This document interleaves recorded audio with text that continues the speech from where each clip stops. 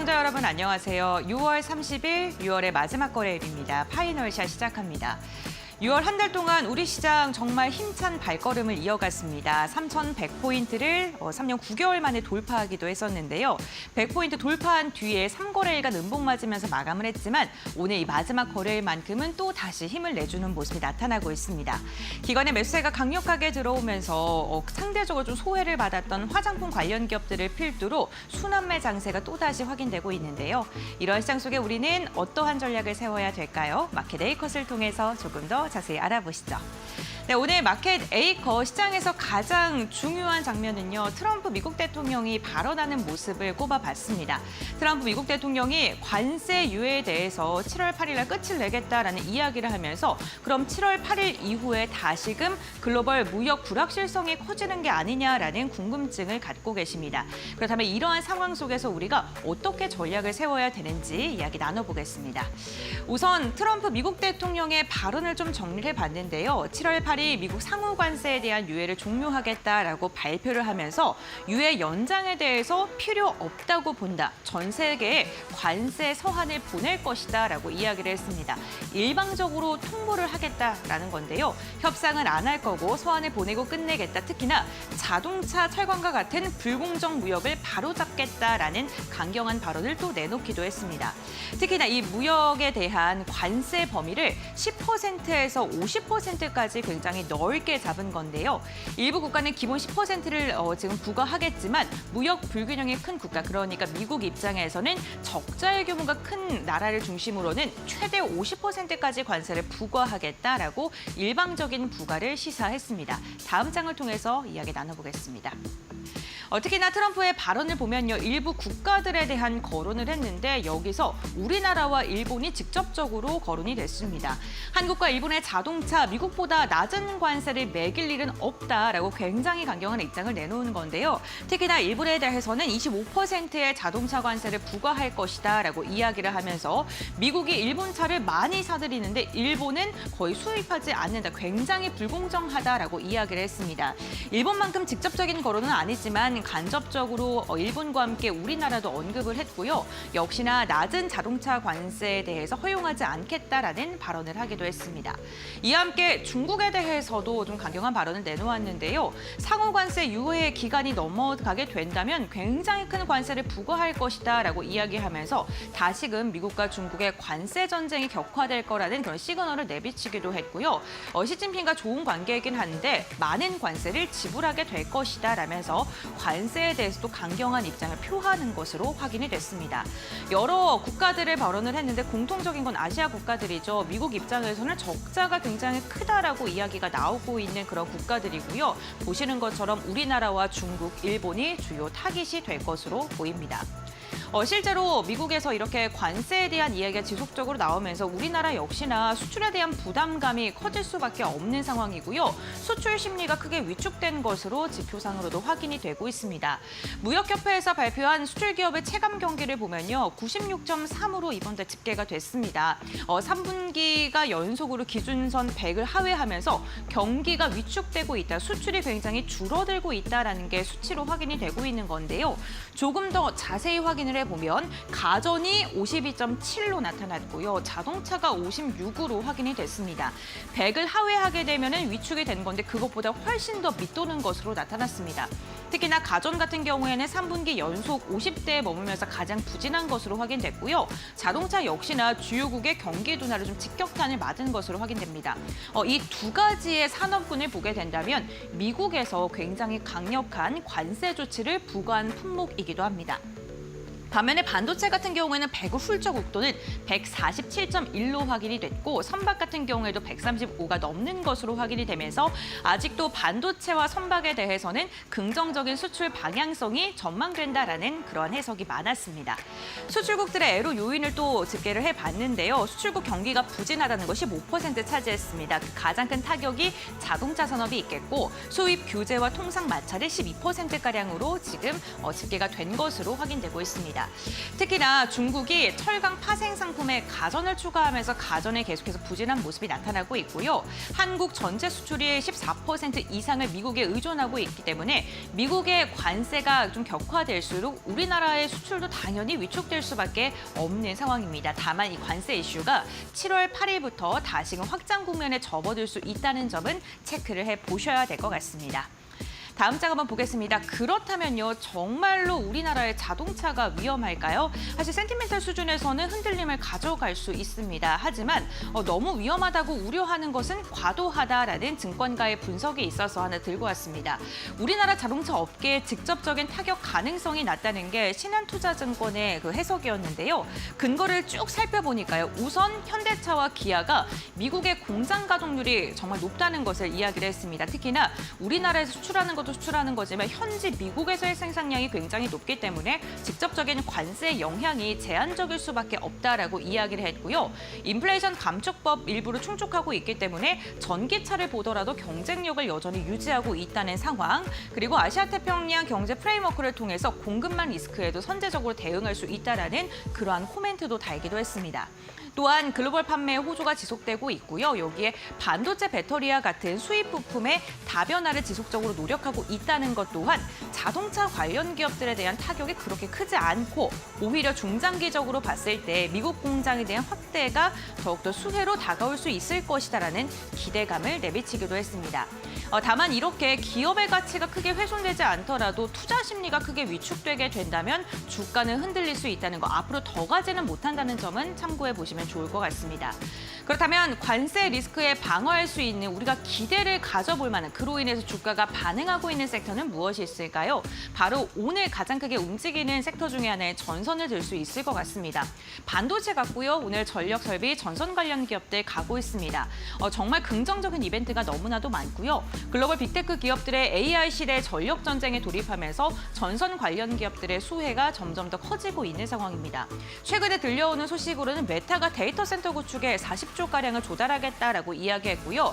마이크로소프트, 아마존과 같은 글로벌 빅테크 관련 기업들이 조단위 투자를 연이어 발표하고 있다는 것 또한 전선에 대한 수요가 증가할 수밖에 없다라는 그러한 뒷받침이 돼주고 있습니다. 국외뿐만 아니라 국내에서도 긍정적인 이슈들이 있죠. 우선 한국판 IRA, 전력망을 고도화하고 재생에너지를 계속적으로 투자하게 되는데 고속도로를 확충하게 됐을 때 전선 관련된 기업들 필요할 수밖에 없는 상황이고요. 여기에 AI 반도체 클러스터를 조성하는 데 국내 전력 설비를 확대할 수밖에 없는 보전압, 변압 관련된 기업들의 수혜가 기대될 수밖에 없는 상황이 국내외적으로 이어지고 있습니다. 먼저 전기차, AI 서버, 반도체, 글로벌 시장에서 주목하고 있는 미래의 산업군들입니다. 그런데 이러한 산업군들이 커지게 됐을 때 무조건적으로 필요한 게 전력 인프라를 얼마큼 잘 구축하느냐, 확보하느냐인 것 같은데요. 그렇기 때문에 오늘 반도체에서 파생이 되면서 전력 설비 관련 기업 그 기대감에 신고가를 돌파하는 종목들도 나오고 있는 상황입니다. 트럼프 관세에 대한 리스크로 인해서 다음 달 7월 들어서 다시금 글로벌 무역 불확실성이 커질 수는 있습니다. 그러한 가운데서도 시장에서는 반도체, AI, 전력 설비에 대해서는 꾸준하게 긍정적인 코멘트를 내놓고 있다는 점 생각해 보시면서 흔들리는 시장 가운데서도 현명한 투자 전략 세워보시길 바라겠습니다. 자, 이렇게 마켓 A컷 마무리하도록 하고요. 오늘 우리 시장 어떠한 움직임으로 흘러가고 있는지 시장 상황 알아보도록 하겠습니다. 김주영 아나운서가 전해드립니다. 네, 시장 2시 9분 지나가고 있습니다. 시장 흐름 같이 한번 체크해 보시죠. 오늘 국내 증시 강세 흐름을 이어가고 있습니다. 오전장에 잠시 출렁임이 나오기도 했지만 이번에는 방향성이 강세로 좀 돌아선 모습들 확인되고 있는데요. 그렇다면 현재 흐름 어떻게 나오고 있는지 같이 한번 확인해 보시죠.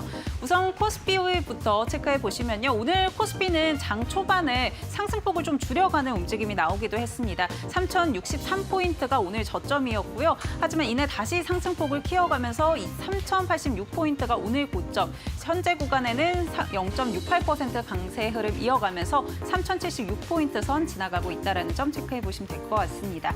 다음으로는 코스닥도 체크해 보겠습니다. 네, 코스닥도 마찬가지로 오늘 오전장에서는 약보합으로 전환하는 움직임이 나왔습니다. 778포인트 선 저점 터치 이후에 다시 반등 흐름이 좀 이어지면서 784포인트가 고점이었고요. 현재 고점 부근인 782포인트 선에서 움직임 나오고 있다는 점 체크해 보시면 될 것 같습니다. 다음으로는 수급 상황 같이 한번 확인해 보시죠. 네, 오늘 외국인은 팔자세를 이어가고 있는 상황이고요. 현재 개인은 소폭 담고 있는 모습, 또 기관 같은 경우는 4,600억 원 이상 담아내고 있는 흐름 확인되고 있습니다. 특히나 오늘 기관은 삼성전자를 중심으로 강하게 매수세가 들어오고 있는 상황이고요. 또 SK하이닉스의 경우에는 외국인과 기관 모두 담고 있는 상황입니다. 오늘 기관의 수급이 강하다라는 점 체크해 보시면 될 것 같고요. 다음으로는 코스닥 수급도 체크해 보겠습니다. 네, 오늘 외국인과 기관 모두 담아내고 있는 흐름이었는데 현재 외국인 같은 경우는 매수폭이 조금 줄어든 상황이고요. 기관 같은 경우 480억 원 정도 담아내고 있는 흐름입니다. 오늘 개인 같은 경우 차익 실현에 좀 나서는 모습인데 그래도 기관의 매수세가 이 코스닥의 하방을 조금 지지해주고 있다는 점 체크해 보시면 좋을 것 같고요. 다음으로는 시가총액 상위 종목들 체크해 보겠습니다. 먼저 코스피부터 체크해 보면 오늘 삼성전자 같은 경우는 기관의 매수세가 강하게 들어오고는 있지만 현재 구간 1% 하락세 정도 보여주고 있는 상황이고요. 그래도 6만 원 선을 좀 지지해내주고 있다는 점은 긍정적으로 볼 수 있을 것 같습니다. 또 SK하이닉스는 오늘 외국인과 기관 모두 담아내고 있는데 오늘 신한투자증권 측에서 또 SK하이닉스에 대해서 리포트를 좀 내놨습니다. 38만 원으로 목표 주가를 상향 조정하면서 오늘 그런 기대감도 유입되고 있는 상황이고요. 현재 구간 2%대 급등 흐름 이어가고 있습니다. 그밖에 LG에너지솔루션도 오늘 외국인들이 좀 담아내고 있는 흐름이었는데 2.2%대 강세 흐름 이어가고 있고요. 두산에너빌리티 같은 경우는 오늘 시가총액 5위로 좀 올라온 모습 확인되고 있습니다. 현재 구간에서는 3.3%대 강세 흐름 이어가면서 6만 8천 원 선 지나가고 있습니다. 다음으로는 코스닥 시가총액 상위 종목 확인해 보겠습니다. 네, 먼저 알테오젠 같은 경우 1%대 하락세 이어지고 있습니다. 다만 오늘 코스닥에서 이 기관의 매수세가 조금 유입되고 있다는 점은 체크해봐야 될 것 같고요. 에코프로비엠 0.3%대 강세, HLB도 3%대 급등을 이어가고 있습니다. 에코프로 약보합권 움직임 나오고 있고요. 레인보우 로보틱스 최근에 로보주들 흐름이 강했었는데 오늘은 1%대 하락세 보여주고 있다는 점 체크해보시면 될 것 같습니다. 다음으로는 특징주들 체크해보시죠. 네, 첫 번째 특징주는 두산에너빌리티입니다. 앞서 이 코스피 시가총액 5위로 올라섰다라고 말씀을 드렸었는데 오늘 두산에너빌리티의 급등세가 강장했습니다. 프리마켓에서 두 자릿수 상승세를 이어갔고요. 오늘 다시 한번 52주 신고가를 경신해냈습니다. 이재명 대통령의 인선이 이어지고 있는 상황인데 이 두산에너빌리티의 김정관 사장이 이 산업통상자원부 장관 후보자로 지명됐다라는 소식에 오늘 기대감도 유입되고 있는 상황이었고요. 현재 구간에서는 상승폭을 조금 줄여가면서 3.5%대 강세 6만 8천 원 선 지나가고 있다는 점 체크해보시면 될 것 같습니다. 다음 특징주들 확인해 보시죠. 다음 특징주는 GFC 생명과학입니다. 오늘 코스닥에 신규 상장한 종목인데요. 기존의 코넥스에서 코스닥으로 이전 상장을 했고요. 식물세포 기반의 바이오 기업입니다. 오늘 공모가는 15,300원으로 출발을 했었는데 장중에 4만 원 터치를 하기도 했었고요. 현재 구간에서는 상승폭 조금 줄여가면서 138%대 급등 흐름 이어가고 있습니다. 다음 특징주도 확인해 보겠습니다. 다음 특징주는 앞타바이오입니다. 오늘 앞타바이오의 면역항암제 후보 물질이 FDA 희귀 의약품으로 지정됐다라는 소식에 급등을 이어가는 상황이었는데요. 특히나 해당 물질 같은 경우는 섬유화 세포를 타깃으로 하고 있는데 현재 해당 영역에서 상용화된 이 물질이 없다라는 소식에 다시 한번 기대감들 모아가고 있는 상황입니다. 앞타바이오 같은 경우 현재 구간 15% 가까운 급등 흐름 이어가고 있습니다. 지금까지 특징주들 전해드렸고요. 시황센터의 김주영이었습니다.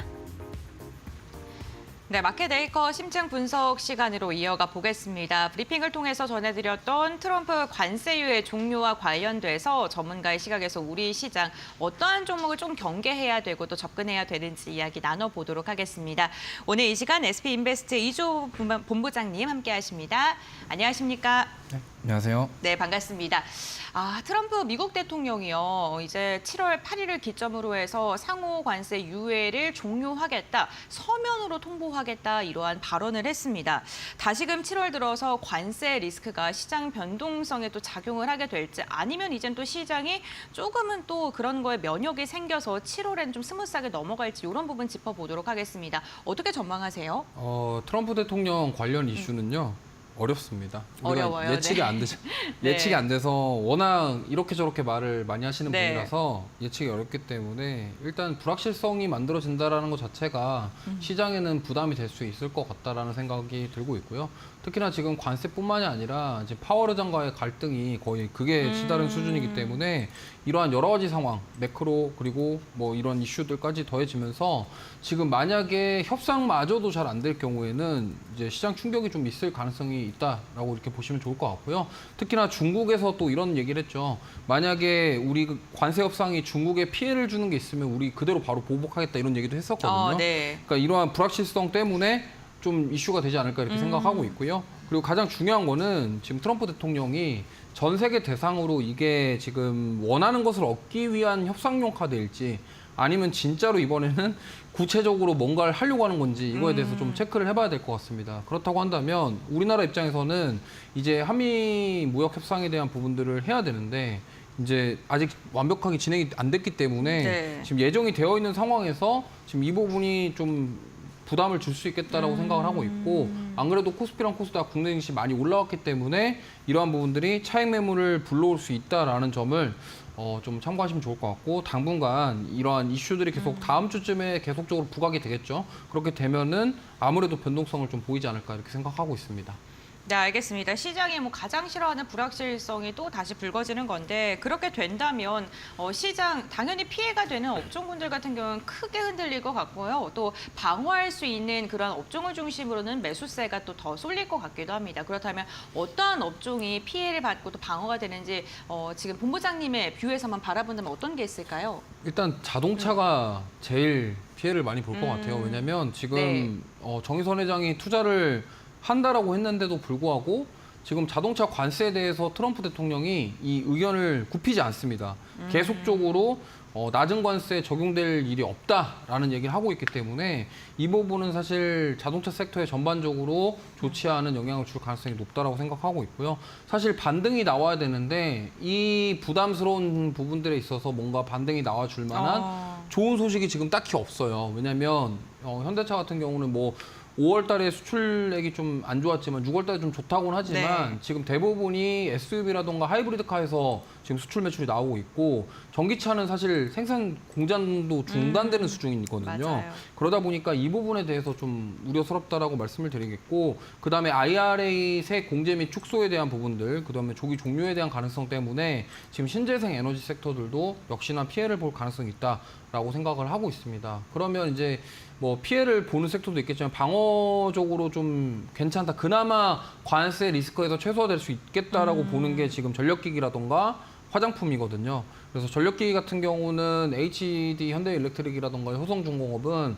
이미 지금 미국 생산 시설을 갖추고 있고 거기서만 해도 자체 수급이 되기 때문에 관세에서 그나마 좀 자유로울 수 있다. 다만 이제 뭐 일진전기라던가 LS 일렉트릭 같은 다른 기업들은 지금 생산 시설이 없기 때문에 부담이 될 수 있겠지만 그나마 좀 괜찮다라고 말씀을 드리겠고 그다음에 요즘에 화장품주들 움직임이 무섭습니다. 지금 네, 그러니까요. 네, 한국콜마가 어느새 지금 10만 원 다 왔거든요. 네. 그리고 코스맥스도 신고가고 지금 오늘 잉글루드의 급등 나오고 있고 실리콘투도 신고가고 네. 지금 제가 봤을 때는 화장품이 그나마 조금 피해가 좀 없지 않을까. 만약에 그 피해에도 불구하고 지금 화장품이 강력한 수출 데이터를 바탕으로 지금 실적 시즌과 맞물려서 좀 좋은 흐름이 나올 가능성이 높기 때문에 아무래도 지금 뭐 관세 피해 완벽하게 없다라고 할 수는 없겠지만 피해가 최소화될 수 있는 섹터는 지금 시장에서 힌트를 좀 주고 있는 것 같아요. 네, 네. 이미 7월 넘어가기 전에. 그래서 화장품이라던가 전력기기 쪽은 좀 보시면 좋겠고 특히나 화장품 중에서 ODM 관련된 기업 코스맥스 한국콜마는 좀 집중적으로 보시는 게 좋을 것 같다 말씀드리겠습니다. 네, 알겠습니다. 어쨌든 자동차 주가가 결국에는 또 상방 돌파 못하고 막힌다 이렇게 봐야 되겠네요. 가능성이 높을 것 같습니다. 왜냐하면 네. 주가가 올라가기 위해서 뭔가 실적에 대한 기대감이 네. 있거나 아니면 신사업에 대한 기대감이 있어야 되는데 지금 현대차 같은 경우는 현대기아 같은 경우는 실적은 그래 관세 때문에 좀 피해 볼 수 있겠지만 네. 그나마 피크아웃이 아니라 이제 바닥을 다진다 뭐 이런 얘기까지 나오고 있기 때문에 네. 괜찮을 수 있겠지만 중요한 거는 이제 앞으로 성장성이거든요. 아. 지금 현대차가 그러면 전기차 생산 라인을 중단시키고 성장할 수 있는 쪽이 하이브리드 차 정도인데 근데 하이브리드에 좀 괜찮지 않나요? 괜찮은데 이게 지금 시장에서 기대할 만큼의 뭔가 성장성, 예를 들면 네. 뭐 테슬라의 자율주행이라던가 이러한 앞으로의 그런 뭐 미래 먹거리 이런 것들에 대한 기대감이 부족한 거죠. 물론 현대차가 보스턴 다이내믹스를 가지고 있어요. 물론 로봇에 대한 부분들이 있고 스마트 팩토리 사업으로 전환하려는 사업은 하고 있지만 그게 지금 이제 앞으로 좀 약간 먼 미래거든요. 본부장 제가 네. 그 하이브리드 얘기하니까 궁금한 게요. 네. 그 일본한테 조금 더 강경하게 말했잖아요. 네. 근데 하이브리드 경쟁국이라고 해야 될까요? 그 일본이잖아요, 사실. 네, 그렇죠. 그런데 일본에게 좀 더 세게 하고 강경하게 한다면 현대 기아에게는 또 오히려 또 괜찮지 않을까라는 생각이 문득 들었거든요. 어떻게 보세요? 이게 네. 사실 여행 보신 분들 알겠지만 네. 괌 같은 데 가면 하와이 괌 가면요. 거기 다 일본 차예요. 근데 관세를 매기면 좀 경쟁력에서 우리나라가 뭐 그럴 수는 있겠지만 네. 네. 일본에 그렇게 네. 많이 팔리니까 더 강하게 얘기를 하지 않았을까 이렇게 생각을 하고 네. 있고요. 만약에 일본에 더 강하게 좀 관세를 해서 우리나라가 좀 반사이익을 얻는 거 아니냐 네. 이렇게 생각하실 수도 있겠지만 지금 트럼프의 셈법은 그게 아닌 것 같아요. 그러니까 네. 일단은 관세를 부과한다라고 얘기를 해서 뭔가 원하는 걸 얻을 때까지 이거를 하지 않을까 이런 생각이기 때문에 반사이익을 얻겠다 이거보다도 지금 네. 사실 일본 자동차 쪽에 비하면은 네네. 우리나라가 사실 입지가 좀 낮은 편이잖아요. 그쵸. 그러니까 이거를 돌파할 수 있을 만한 지금 그게 되냐 안 되냐인데 사실 따라잡기가 쉽지 않아요. 그렇기 때문에 같이 영향을 받을 가능성이 높다 이렇게 좀 보시면 좋을 것 같습니다. 알겠습니다. 뭐 자동차 부분에 대해서는 어쨌든가 좀 리스크가 있다라고 이야기해 주셨고 반면에 전선 전력기기 이쪽은 또 엄청 긍정적으로 말씀을 해주셨어요. 앞으로 그럼 더 갈지 신고가 돌파 종목들도 있는데 그것도 궁금하고요. 그리고 최선 후주가 뭔지도 궁금합니다. 네, 일단 네. 더 갈 가능성이 높을 것 같아요. 네. 왜냐하면 최근에 나온 뉴스들 보니까 지금 뭐 5월달, 6월달 수출액이 정말 급증하고 있는 상황이기 때문에 이 부분이 2분기 실적에 나올 것 같아요. 왜냐하면 지금 이제 뭐 조선이라던가 방산처럼 미리 계약을 해서 수주를 쌓아놓고 이제 그런 잔금을 나중에 치르는 그런 구조가 아니거든요. 사업 구조가 변압기가. 그러니까 만들어서 납품하는 구조이기 때문에 아마 2분기 실적에 반영이 될 것 같고 만약에 회계상으로 2분기에 반영이 안 된다고 하더라도 3, 4분기 실적이 굉장히 좋을 것으로 예상이 되는 부분이기 때문에 저는 이 부분이 오히려 더 부각을 받을 것이고 특히나 최선호주 같은 경우는 HD 현대일렉트릭입니다. 그럴 수밖에 없는 게 네. 지금 관세에 대해서 자유로울 수 있는 기업은 우리나라에 2군데밖에 없어요. 어디요? 효성중공업하고 HD 현대일렉트릭. 그래서 두 개 중에 하나를 고른다면 저는 HD 현대일렉트릭이고 효성중공업은 지금 너무 많이 올랐어요. 정말 많이 올랐기 때문에 밸류 때문에 그런 거예요. 네, 그럼? 밸류 네. 부담도 좀 있고 네. 사실 많이 오르기도 했고 사실 효성중공업이 올랐던 가장 큰 이유는 원전과 신재생 에너지가 붙어서 올랐기 때문에 차라리 그러면은 지금 전력기기에 집중하는 거면 HD 일렉트릭이 좋을 것 같고요. 그다음에 지금 미국 변압기 수출도 증가하고 있지만 유럽도 지금 얼마 전에 대규모 정전 이슈 있었잖아요. 네. 스페인 지역에. 그래서 유럽도 전력망 40%가 지금 노후했기 때문에 이거에 대한 교체 수요가 있어서 지금 미국과 유럽에 대한 부분들 다 우리가 생각해 보면 사실 전력기기 주들은 지금 신고가 영역이긴 하지만 좀 더 봐야 된다 이렇게 생각하고 있고 근데 사실 이 전력기기에 우리나라 글로벌 경쟁사 중에 또 일본이 있습니다. 그래요? 히타치라는 네. 곳이 있고요. 네. 그다음에 히타치는 이제 스웨덴 쪽에 ABB라는 곳을 인수를 해가지고 사실 글로벌 넘버 2 정도 돼요 일본이. 그래서 후지도 있고 뭐 그러다 보니까 사실 일본이 또 영향이 굉장히 커서 이 부분에 있어서 당연히 물론 뭐 부담스러울 수는 있겠지만 그래도 우리나라 수출 데이터 자체가 좋게 나온다라는 것은 굉장히 긍정적이라는 점 참고하시면서 HD 현대일렉트릭 고점이지만 그래도 보시면 좋을 것 같습니다. LS 일렉트릭은 어때요? 다 좋은데요. 네. 그 생산 시설 때문에 지금 반도핑 관세가 네. 17% 정도가 있어요. 네. 이제 이게 좀 부담되고 만약에 여기에 추가 관세까지 더해지면은 부담이 될 수밖에 없는데 지금 현대일렉트릭이랑 효성중공업은 관세 들어와도 사실 미국에서 지금 생산 시설에서 미국 현지 공급에 문제가 없어요. 네. 그게 가장 큰 포인트거든요. 아. 그래서 물론 저도 LS 일렉트릭도 좋아요. 좋고 앞으로 뭐 배전 시장이라던가 스마트 배전 솔루션에 대한 매출 그리고 북미향 성장에 대한 기대감 충분히 있습니다. 근데 지금 당장 이제 실적 발표라던가 관세 리스크에는 조금 더 자유로울 수 있는 게 HD 현대일렉트릭이고요. 사실 LS 일렉트릭도 저도 괜찮다라고 생각해서 네. 뭐 가격이 부담스러우신 분들은 LS 일렉트릭도 괜찮다라고 말씀드리겠고 이 외에도 뭐 전선주들 이런 쪽도 가온전선이라던가 이런 쪽으로 대안을 삼아 보셔도 괜찮을 것 같아요. 우선 뭐 전력 전선 이쪽이 관세 방어 주로 또 주목을 받는 부분이 있는데 그렇다면은 미국에 좀 공장이 있고 생산 설비가 가능한 종목을 보는 게 맞겠다라고 이야기해 주신 것 같고 HD 현대일렉트릭의 효성중공업 언급해 주셨는데 그 가운데서 가격적인 부담감이 조금 더 낮은 HD 현대일렉트릭을 최선호주로 거론을 해 주셨습니다. 이제 시간이 진짜 빨라요, 네 본부장님. 네. 내일부터 하반기 시작이거든요. 네, 네. 하반기 전략 어떻게 잡아야 될까요? 일단은 지금 역시나 딱 하반기 시작되면서 네. 2분기 실적 시즌이 오고 있기 때문에 네. 사실 이 관세 리스크와 더해져서 결국에는 관세 리스크에 좀 영향을 받는다고 하더라도 2분기 실적이 잘 나오면은 그렇게 폭발적으로 성장할 수 있는 그런 역량을 갖춘 기업은 저는 타격이 크지 않을 거라고 생각하고 있기 때문에 특히나 화장품 쪽 그다음에 전력기기 쪽 이쪽을 집중해서 보시면 좋겠고요. 반도체도 저는 괜찮게 생각을 합니다. 특히나 이제 삼성전자 같은 경우는 갤럭시 이제 Z 플립 7 이제 네. 행사가 있는데 거기 엑시노스 2500이 이제 삼성 파운드에서 자체적으로 만든 거예요. 퀄컴의 스냅드래곤을 안 쓰고 이제 그쪽을 쓰기 때문에 아무래도 그러한 스마트폰이라던가 이런 평가가 좋다고 그러면 이제 삼성전자부터 시작해서 스마트폰과 관련된 뭐 예를 들면 우리가 흔히 알고 있는 폴더블 폰 관련주들 있죠. 힌지와 관련된 기업들 그런 쪽도 한번 단기적으로 시세가 나올 가능성이 있고요.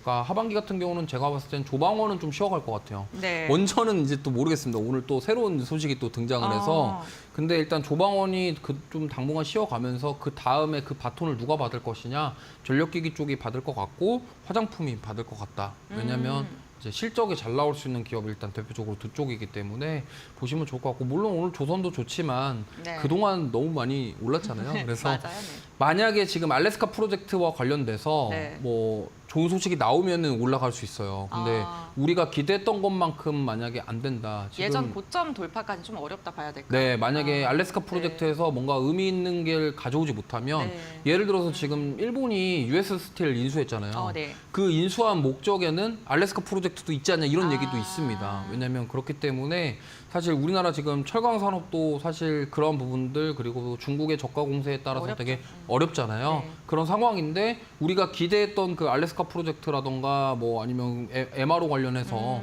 뭔가 좋은 소식이 더 나오지 않는다고 한다면 여기서 한 번 더 추가 상승 나오기는 좀 쉽지 않을 것 같습니다. 이제 실적이다라고 이야기해 주시면서 전력기기 화장품 말씀해 주셨는데 이 반도체 실적 사실 제일 주목하고 계실 것 같거든요. SK 하이닉스 지금 계속해서 실적이 높아지고 있어요, 전망치가. 네. 그렇게 된다면 반도체 그 파생된 관련된 섹터들 더 잘 가지 않을까 싶은데 하반기 어떻게 보세요? 지금 네. 하이닉스만 좋을 것 같아요. 그래서 네. 하이닉스 밸류체인의 대표적인 네. 기업이 한미반도체잖아요. 네. 지금 한미반도체 주가도 흐름 좋거든요.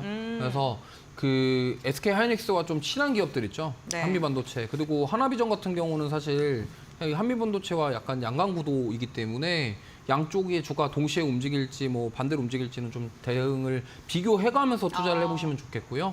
결국에는 HBM과 관련된 기업들, 그다음에 AI 가속기, 뭐 두산이라던가 이수페타시스 이러한 기업들. 그래서 지금 HBM과 관련된 기업들 위주로 반도체는 좀 보시는 게 좋을 것 같다라는 말씀 드리겠습니다. 진짜 짧게 하나만 더 물어볼게요. 지금 증권가에서 4천까지 나왔거든요, 목표.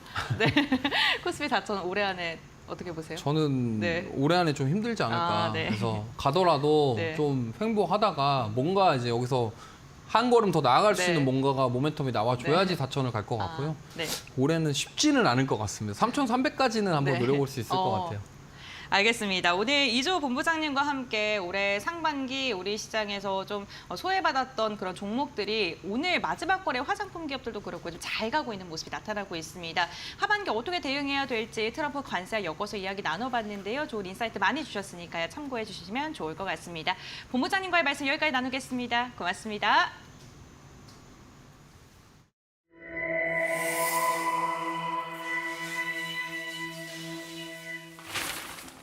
경제의 흐름을 켜는 스위치 온 앤 오프. 오늘은 환율에 대해 알아보겠습니다. 지금 환율 스위치는 온. 매일 바뀌고 하루에도 몇 건씩 출렁이는 숫자. 꺼질 틈 없이 움직이고 있죠? 심지어 같은 뉴스에도 통화마다 반응이 다릅니다. 왜 그럴까요? 지금부터 그 이유를 3가지 키워드로 정리해 드릴게요. 첫 번째, 금리는 자본이 향하는 나침반입니다. 자본은 더 높은 수익과 안정성을 따라 움직이는데요. 금리가 높은 곳에 자본이 모이게 됩니다. 2025년 6월 기준 주요국의 금리는 미국 4.25%에서 4.50%, 영국 4.25%, 한국 2.50%, 유럽 2.0%, 일본 0.50%의 수치를 나타내고 있는데요. 자본은 이 중에서 가장 매력적인 금리를 따라 움직입니다. 그래서 금리가 높을수록 그 나라의 통화는 강세를 보이게 되는 거죠.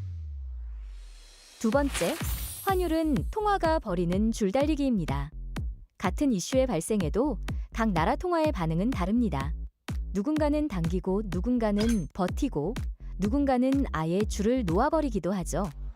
예를 들어 금리 인하 가능성이 보이면 달러는 발빠르게 반응에 오르고 엔화는 반응이 뒤처지고 유로는 잠시 관망하며 움직이지 않습니다. 같은 줄을 당기더라도 방향도 힘도 제각각. 환율은 이렇게 줄다리기처럼 움직입니다. 세 번째, 국가는 흐름을 설계하는 전략가입니다. 어떤 나라들은 때에 따라서 환율의 흐름을 직접 설계하기도 합니다. 수출 경쟁력을 위해 의도적으로 자국 통화를 약세로 유도하거나 반대로 자본 유출을 막기 위해 방어에 나서기도 하죠. 그저 지켜보는 참여자가 아니라 전략을 설계하고 움직이는 게임의 플레이어입니다. 정리하자면 금리가 높은 나라로 자본이 이동하고 환율은 그 흐름에 따라 통화 가치가 변하며 각국 정부는 수출 경쟁력이나 경제 안정을 위해 환율에 맞춰 전략적으로 움직입니다. 그래서 지금 환율 스위치는 온. 환율은 단순한 숫자에 그치는 것이 아니라 통화가 교차하고 국가가 반응하는 세계 경제의 교차로인 것이죠.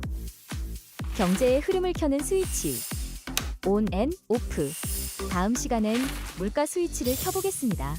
물가는 안정됐다는데 내 소비는 왜 계속 질주 중인지 현실과 체감 사이의 온도차 3분 안에 정리해드릴게요.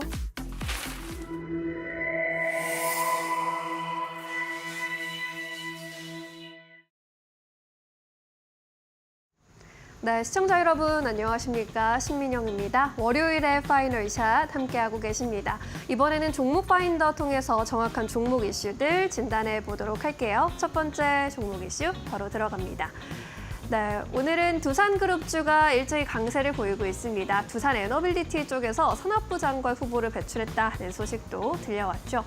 대신증권에서 두산에 대해서 목표 주가 상향 리포트 제시를 했는데 원전 그리고 로봇 자회사의 가치 증가를 반영해서 목표 주가를 기존의 64만 원에서 81만 원으로 26%나 상향 조정했습니다.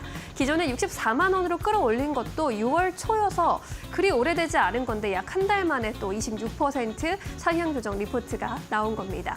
2분기 전자비즈 매출액이 약 4,116억 원으로 추정된다고 했는데 지난 1분기의 전자비즈 매출액 대비해서 약 100억 원가량 또 늘어난 수치로 봤고요. 이 전자비즈의 실적 개선이 뚜렷하다라는 점 투자 포인트로 제시를 했습니다. 또한 최근 환율 하락과 원재료 수급 관련해서 영향이 그리 크지 않다라는 점도 짚었고요. 이 자회사의 주가 상승으로 인해서 정책 기대감 제외하더라도 상승을 설명할 만한 충분한 요인이 뒷받침된다면서 최근의 수급도 안정적이라는 점 두산에 대한 목표 주가 상향 요인으로 제시를 했습니다.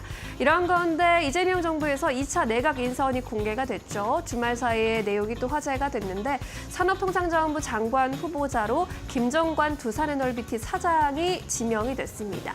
이 그룹의 핵심 사업인 원자력 발전 수주에 큰 역할을 한 인물로 평가를 받고 있는데 이 인사에 대해서 관점에 따라 평가는 다르게 볼 수 있겠지만요. 확실한 것은 원전 사업을 끝까지 끌고 가겠다라는 강력한 의지로도 해석이 되고 있습니다. 따라서 오늘 원자력 발전 관련주 주가도 전반적으로 강세 흐름 이어가고 있는데요. 이 시점에서는 두산그룹주 흐름 체크해보고 가도록 하겠습니다. 두산 에너빌리티가 강세 흐름 계속 가져가면서 4%대 오름세 포착이 되고 있고요. 68,400원 선에서 움직이고 있습니다. 이 밖에도 두산과 두산퓨얼셀의 주가 동반 강세 흐름 보이는 가운데 두산 로보틱스가 현재 강보합권 움직임 보이고 있고요. 두산 밥캣의 경우에는 하락권에서 움직이고 있습니다. 인선 결과가 지난주에도 나오고 나서 네이버나 LG 계열사의 주가가 변동성을 크게 보인 만큼 이번 주에도 두산그룹주의 흐름 주시해 볼 필요가 있어 보입니다. 이어서 두 번째 이슈로 넘어가 보도록 하겠습니다. SK이노베이션도 오늘 급등하는 흐름 포착이 되고 있는데 하반기 실적 개선에 대한 기대감 받아가고 있습니다. 하나투자증권에서 SK이노베이션에 대해서 펀더먼털이 개선되고 있는 중이다. 하반기에 유지가 관건이다라는 의견과 함께 목표 주가 12만 원 제시했습니다. 국내 2차 전지 기업들의 실적 컨센서스가 하락하고 있는데 이 가운데서도 동사에 대한 기대감 높아지고 있다라는 점 짚었고요. 정제 마진이 상승하고 있죠. 5월에 반등한 이후에 6월에는 더욱더 강세를 보이고 있어서 이 현황이 유지된다면 3분기에도 수익성은 큰 폭으로 개선될 것으로 봤습니다. 단기적으로 이렇게 실적 차별화가 나타나고 있다라는 점 긍정적이라는 포인트인데 그런데 지속 성장을 위해서는 순차입급을 축소하는 재무구조 개선 여부가 중요하다고 봤습니다. 1분기 연결 기준으로 봤을 때 SK이노베이션 총 차입금이 49조 3,241억 원 수준인데 이 안에서 순차입금이 32조 8,531억 원에 달하는 수준입니다. 부채 비율도 200%를 넘고 있기 때문에 실적 개선과 더불어서 재무구조가 얼마나 개선되는지 그 여부를 잘 체크해 보실 필요가 있겠는데요. SK이노베이션을 포함해서 정유주 분위기 함께 체크해보고 가시죠. SK이노베이션이 오늘 대장급으로 크게 급등하면서 움직이고 있습니다. 16%대 오름세 포착이 되면서 11만 4,100원에 움직이고 있고요. S-오일의 경우에도 2%대 오름세 포착되면서 6만 원 선 돌파 시도하고 있습니다. 한국셰일석유와 SK디스커버리도 1에서 2%대 오름세 포착되는 흐름입니다. 다음 이슈로 함께 넘어가 보시죠.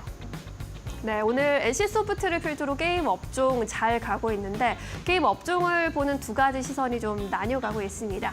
일단 긍정적으로 보는 쪽은 하반기 실적 출시 기대감을 높이 사고 있죠. 부활의 날갯짓을 하고 있다라는 평가까지 나오는데 SK증권에서는 일단 게임쇼가 3분기에 계속 매달 열린다라는 점에 주목하고 있습니다. 차이나 조이가 7월, 게임스컴이 8월, 도쿄게임쇼가 9월에 예정되어 있기 때문에 신작 정보가 공개되어 있는 우리나라 게임사들의 기대감이 더 확대되고 있다라는 평가이고요. 뿐만 아니라 턴어라운드 관점에서 보면 넷마블과 NC소프트의 이익 수준이 3분기로 갈수록 더 높아질 것이다라고 내다봤습니다. 한국투자증권에서도 상대적으로 그동안 주가의 상승폭이 낮았던 종목들 NC소프트와 카카오게임즈에 관심을 더 기울일 필요가 있다라고 봤고요.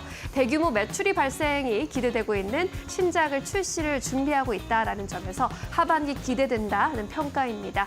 공통적으로 나온 NC소프트의 경우에는 오늘 리니지 M의 중국 파노 출시에 대한 소식으로 급등세를 연출하고도 있습니다. 이런 가운데 스테이블 코인 이슈에도 게임주가 또 널뛰는 모습 보이고 있는데 스테이블 코인 관련주들이 지금 변동성 굉장히 큰 모습 보여주고 있습니다. 대선 공약 기대감으로 급등을 했다가 지난주에 한은에서 코인런 관련 경고를 내놓으면서 분위기가 크게 또 반전되기도 했었죠. 위메이드의 경우에는 위믹스3 3.0에 스테이블 코인 USDC.2를 도입할 예정이고요. 넥서스의 경우에도 원화 스테이블 코인 KRWX의 상표권을 출원한 바 있습니다. 이렇게 본격적으로 게임사들도 스테이블 코인 사업에 뛰어들고 있는 상황인데 이 스테이블 코인이 게임 사업에서 실제적으로 이렇게 활용될 것이라는 기대감 높지만 아직까지는 기대감으로 움직이는 사업이기 때문에 투자에 신중해야 한다라는 조언도 함께 제시되고 있는 상황입니다. 오늘장 분위기도 체크해보고 가겠습니다. 네, NC소프트가 10%대 급등세 유지하고 있고요. 20만 6천 원 선에 거래가 되고 있습니다. 넵튠과 넷마블이 4에서 5%대 급등세로 또 뒤쫓아가고 있고요. 넵튠도 9,080원까지 올라온 상황이네요. 펄어비스와 크래프톤도 오늘은 동반 강세 흐름 보이면서 2%대 오름세 포착이 되고 있습니다. 네, 마지막 이슈로 이제 넘어가 보겠습니다. AI 수요는 이제 확실하다라는 그런 전제 속에 다시금 삼성과 SK의 반도체 투자 시계가 돌아가고 있습니다. 앞서 인선에서도 전해드렸지만 경제부총리 겸 기획재정부 장관 후보로 구윤철 전 국무조정실장이 지명이 된 상황입니다. AI 집중 투자로 성장 동력을 만들겠다라는 발언을 하면서 역시나 AI에 힘을 실어줄 것으로 예상되는 발언이 나왔고요. 이에 따라 AI 반도체 관련 투자도 더 활발해질 것이란 전망이 나왔습니다. 삼성전자의 경우에는 하반기 평택 4공장 공사 재개 시동을 건 것으로 알려졌는데 원래 파운드리 공장으로 예정되어 있다가 파운드리 사업이 워낙에 부진하다 보니까 일시 정지가 된 상황이었는데 이것을 디램으로 생산 라인을 변경을 해서 공사를 재개할 것으로 보입니다. 일시 디램 수율 증가에 따라서 HBM4 양산 대비에 나설 것으로 보이는데 일시 디램이 HBM4 하반기부터 본격적으로 양산되는데 여기에 또 탑재될 예정으로 보입니다. SK하이닉스의 경우에도 디램과 패키징 설비 투자에 적극적으로 나서고 있는데 청주 공장이 올해 말에 완공이 되게 된다면 이제 5세대 디램의 생산 라인 가동 설비 투자도 개시할 것이라는 전망이 나왔습니다. 약 월 9만 장 규모가 될 것으로 업계에서 예상하고 있는데 이러한 가운데 반도체 주주들도 양호한 흐름 이어가고 있습니다. 현재 흐름 체크해보고 가시죠. 네, SK하이닉스 오늘도 2%대 강세 포착이 되고 있습니다. 29만 1,000원 선 지나가고 있고요. 삼성 SDI도 1%대 오름세 포착이 되고 있습니다. 반면에 오늘 삼성전자는 좀 쉬어가네요. 1%대 약세 보이면서 6만 원 선 걸터 있는 모습이고요. 오늘 의료 AI 쪽도 시세 괜찮습니다. 루닉과 시오스 테크놀로지 4에서 8%대 오름세 움직이고 있습니다. 자, 이렇게 오늘의 주요 이슈들 그리고 종목들의 흐름 체크해봤고요. 이번에는 증권가 전화 연결 통해서 보다 자세한 의견 들어보겠습니다. SK증권 서용훈 차장 연결돼 있습니다. 차장님 안녕하세요. 네, 안녕하세요. 네, 특징주들 점검해보고 있습니다. 오늘은 어떤 종목에 좀 눈길을 주고 계실까요? 네, 오늘 화장품주들 상당히 좀 강한 모습들을 좀 보여주고 있고요. 그중에서 대표적인 종목인 아모레퍼시픽 좀 관심 있게 보고 있는 상황입니다. 하반기 화장품 섹터에 대한 매출 증가 기대감이 계속해서 반영이 되면서 오늘 화장품주들이 동반해서 상승을 하고 있다라고 좀 판단할 수 있겠고요. 그동안에는 유통과 ODM 쪽에 강한 상승이 이루어졌다라면 아모레퍼시픽 역시 이제 실적에 대한 기대감이 좀 높아지면서 동반 상승하는 모습들이 나타나주는 특징을 보이고 있다라고 말씀드릴 수 있겠습니다. 2분기 매출액이 1조 200억 정도, 영업이익이 722억 정도를 예상을 하고 있고 1,600%, 영업이익 기준에서 1,600% 성장할 것으로 예상이 좀 되고 있다라는 점을 기대해 볼 수 있겠고요. 아모레퍼시픽은 지금 현재 북미 시장과 유럽 시장에서 라네즈를 중심으로 성장을 이어가고 있고 중국 사업 역시 작년 낮은 기저 효과 덕분에 매출액이 20% 증가할 것으로 좀 기대되는 만큼 실적에 대한 기대감과 BEP가 넘어갈 것이다라는 기대감이 상당히 좀 높아지고 있는 상황이다라고 볼 수 있겠습니다. 그렇기 때문에 화장품주와 더불어서 아모레퍼시픽 오늘 특징주로서 움직임이 이어지고 있다라고 말씀을 좀 드릴 수가 있겠고요. 두 번째로는 지속적인 상승을 보여주고 있는 두산에너빌리티 말씀드릴 수가 있을 것 같습니다. 원전에 대한 이슈 상당히 계속해서 긍정적으로 나오고 있는 상황 속에서 산업부 장관의 김정관 두산에너빌리티 차장이 좀 지명이 되면서 결국에는 이재명 정부의 원전 사업 지속 가능성에 대한 부분들이 확인됐다라고 볼 수 있겠습니다. 사실 정권이 바뀌면서 신재생 쪽에 대한 수급이 더 쏠릴 것으로 예상이 됐습니다만 현재 해외 수주에 대한 부분들과 더불어서 원전 사업에 대한 부분들이 지속될 가능성이 높아졌다라는 소식들이 전해지면서 오늘 유독 두산에너빌리티 강세를 좀 보여주고 있는 상황이라고 볼 수 있겠습니다.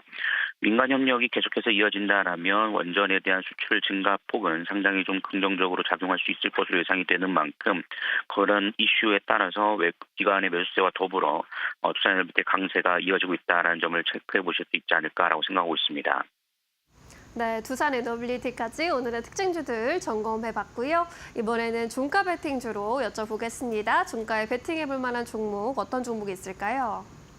네, 제가 종가로 보고 있는 종목은 시노팩스 좀 보고 있는 상황인데요. 이 시간을 통해서도 소개를 해드렸던 종목이지만 여전히 상승 여력에 대한 기대감이 높아져 있다라고 말씀드리겠습니다.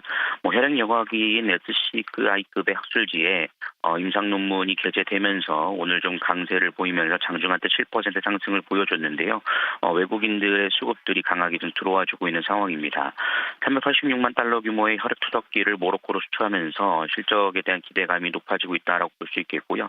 혈액여과기와 혈액투석기 이쪽에 대한 모멘텀도 받고 있는 상황이지만 시노팩스 같은 경우 FPCB와 더불어 멤브레인 필터 사업 성장이 상당히 두드러지고 있다는 점을 감안해 보면 최근 6월달 들면서 거래량이 동반되는 상승이 나오고 있다는 점에서 추가적인 상승을 노릴 수 있을 만한 종가 매수가 가능하지 않을까라는 차원에서 시노팩스 좀 소개를 해드리도록 하겠습니다. 네, 시노팩스에 대한 의견 전달해 주셨습니다. 오늘은 여기까지 들을게요. 고맙습니다. 네, 감사합니다. 네, 이번에는 오늘 시장에서 놓치지 말아야 할 특징주들 한자리에 모아서 점검해 보도록 하겠습니다. GC인포 박근호 이사 모셨습니다. 어서 오세요. 안녕하십니까. 네, 반갑습니다. 오늘 파이널샷에서 포착한 15개의 오후장 특징주 먼저 화면으로 만나보시죠. 네, NC소프트 앞서도 전해드렸지만 중국 판호 발급 소식에 급등세 연출하고 있고요. 두산 에너빌리티 산업부 장관 배출 소식에 강세 흐름 이어가고 있습니다. 아티스트 컴퍼니의 경우에는요, 이제 오징어 게임 3 피날레가 공개된 가운데 재료 소멸로 받아들여지면서 급락하는 흐름입니다. 신풍제약의 경우에는 코로나19 관련 국내 특허 취득 소식에 급등세 연출하고 있습니다. 이 안에서 박근호 이사가 포착해준 종목 열어보겠습니다. 첫 번째 종목입니다. SK이노베이션 실적 기대감 크게 받아가고 있습니다. 16% 급등세인데 이 종목 어떻게 바라보실까요? 네. 오늘 물론 뭐 정유주들 그다음에 셀 이제 삼총사라고 할 수 있는 엔솔이나 이런 기업들도 주가 흐름이 나쁘진 않은데 SK이노베이션이 현재 뭐 어떤 증권가에서 좀 약간 긍정적인 의견이 하나 나왔다라고 해서 이 정도 오를까라는 생각이 들 정도로 거의 20%에 지금 육박하는 상승 흐름이 좀 나와주고 있는데요. 일단 시장에서는 SK이노베이션을 뭐 어떤 부분들 좀 긍정적으로 보고 있는지 한번 좀 같이 체크를 해보도록 하겠습니다. 일단 2분기 매출은 안 좋을 거라고 이제 시장이 컨센서스를 잡아놨기 때문에 실제적으로 이제 발표가 되더라도 큰 영향이 없을 것 같은데 2분기 실적이 매출이 이제 18조, 그다음에 영업 적자가 2,500억 이상 날 것이다라고 이제 예상을 했는데 지금 뭐 사실 내일 모레면은 3분기이기 때문에 다음 주면 이번 주 안에 3분기가 들어가죠. 그래서 2분기 실적은 사실 주가에 다 적용이 돼 있어서 중요하다라고 생각을 하진 않고요. 이제 3분기에 시장은 왜 SK이노베이션의 실적을 좋게 전망을 하는지 일단 가장 중요한 부분은 이제 미국의 이제 그 현대자동차가 지금 메타플랜트 아메리카에 배터리 같이 진출했죠. 근데 지금 그쪽에서 어떤 그 가동률이 이제 올라가면서 SK온의 어떤 실적이 올라갈 것이다. 현재 지금 현대자동차의 근데 이걸 좀 역으로 생각을 해보면 지금 현대자동차의 주가가 시장에서 좀 약간 하향 의견이 나온 리포트들 보면 바로 메타플랜트 아메리카의 가동률이 저조하다는 것을 꼽고 있거든요. 좀 약간의 그 의견 좀 차이가 좀 많이 나는데 현대차 쪽에서는 메타플랜트 아메리카의 가동률이 문제다. SK이노베이션은 메타플랜트 가동률이 올라가면 수익률이 좋아질 것이다. 참 뭐 시장이 어느 쪽에 뭐 의견을 좀 약간 주가에 반영을 할지는 지금 현재 뭐 주가로서 증명이 되고 있는 상황인데 아무튼 뭐 2분기가 이제 뭐 연간 실적 중에서 가장 좀 최악의 실적을 지나는 구간이다라는 인식은 좀 팽배해진 것 같아요. 이런 것도 있고 실질적으로는 저는 SK 엠무브 그 우리가 보통 얘기하는 중복 상장, 쪼개기 상장이 무산된 게 사실 조금 더 크지 않을까라는 생각을 좀 하고 있어요. SK이노베이션이 이제 우리가 보통 차에 이제 그 윤활유, 엔진오일 같은 걸 만드는 SK엠무브를 따로 이제 중복, 뭔가 쪼개기 상장을 하려고 시도를 했다가 좀 막혔죠. 그래서 SK이노베이션 측에서는 일단은 8,500억 정도를 투입을 해서 SK엠무브 지분은 30% 모두 다 인수를 해서 이제 100% 자회사를 편입을 시키겠다라고 이제 발표를 했는데 좋은 거죠. 좋은 건데 사실 SK이노베이션 입장에서는 좀 넘어야 될 산이 좀 하나가 좀 있습니다. 일단은 IMM 크레딧 솔루션의 이 SK엠무브 상장이 이제 물에 건너감으로써 1조 6천억 정도를 이제 뭐 갚아야 된다, 뭐 토해내야 된다 이런 표현을 좀 쓸 수 있을 텐데 네. 1조 6천억 정도 자금을 어떤 식으로 좀 마련할지도 지금 SK이노베이션이 그 차입금이 굉장히 크거든요. 연결 기준으로는 뭐 40조 원이 넘고 일단 자체 기준으로도 32조가 넘는 차입금을 갖고 있어서 이 부분들은 사실 뭐 부담이 될 수밖에 없는 상황이다 이렇게 보시면 될 것 같아요.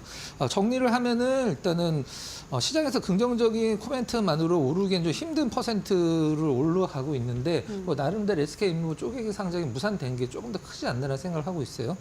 일단 수급적으로 봤을 때는 실질적으로 오늘 외국인 기관 동시 순매수가 들어오고 있는데 양이 그렇게 크지는 않은 것 같아요. 전반적으로 봤을 때는 기관 수급은 일단 고점에서 좀 약간 꺾여 있는 상황이고 외국인 수급은 바닥에서 이제 매수 쪽으로 돌아 나가는 최근의 흐름이었었는데 아직 확실하게 이제 매수 쪽으로 전환이 된 것 같지는 않습니다. 차트에 이제 선이 하나가 그어져 있는데 과거에 이제 작년서부터 SK이노베이션이 이 선만 터치를 하면 바로바로 반등을 줬던 가격대가 바로 이 빨간색 선인데요.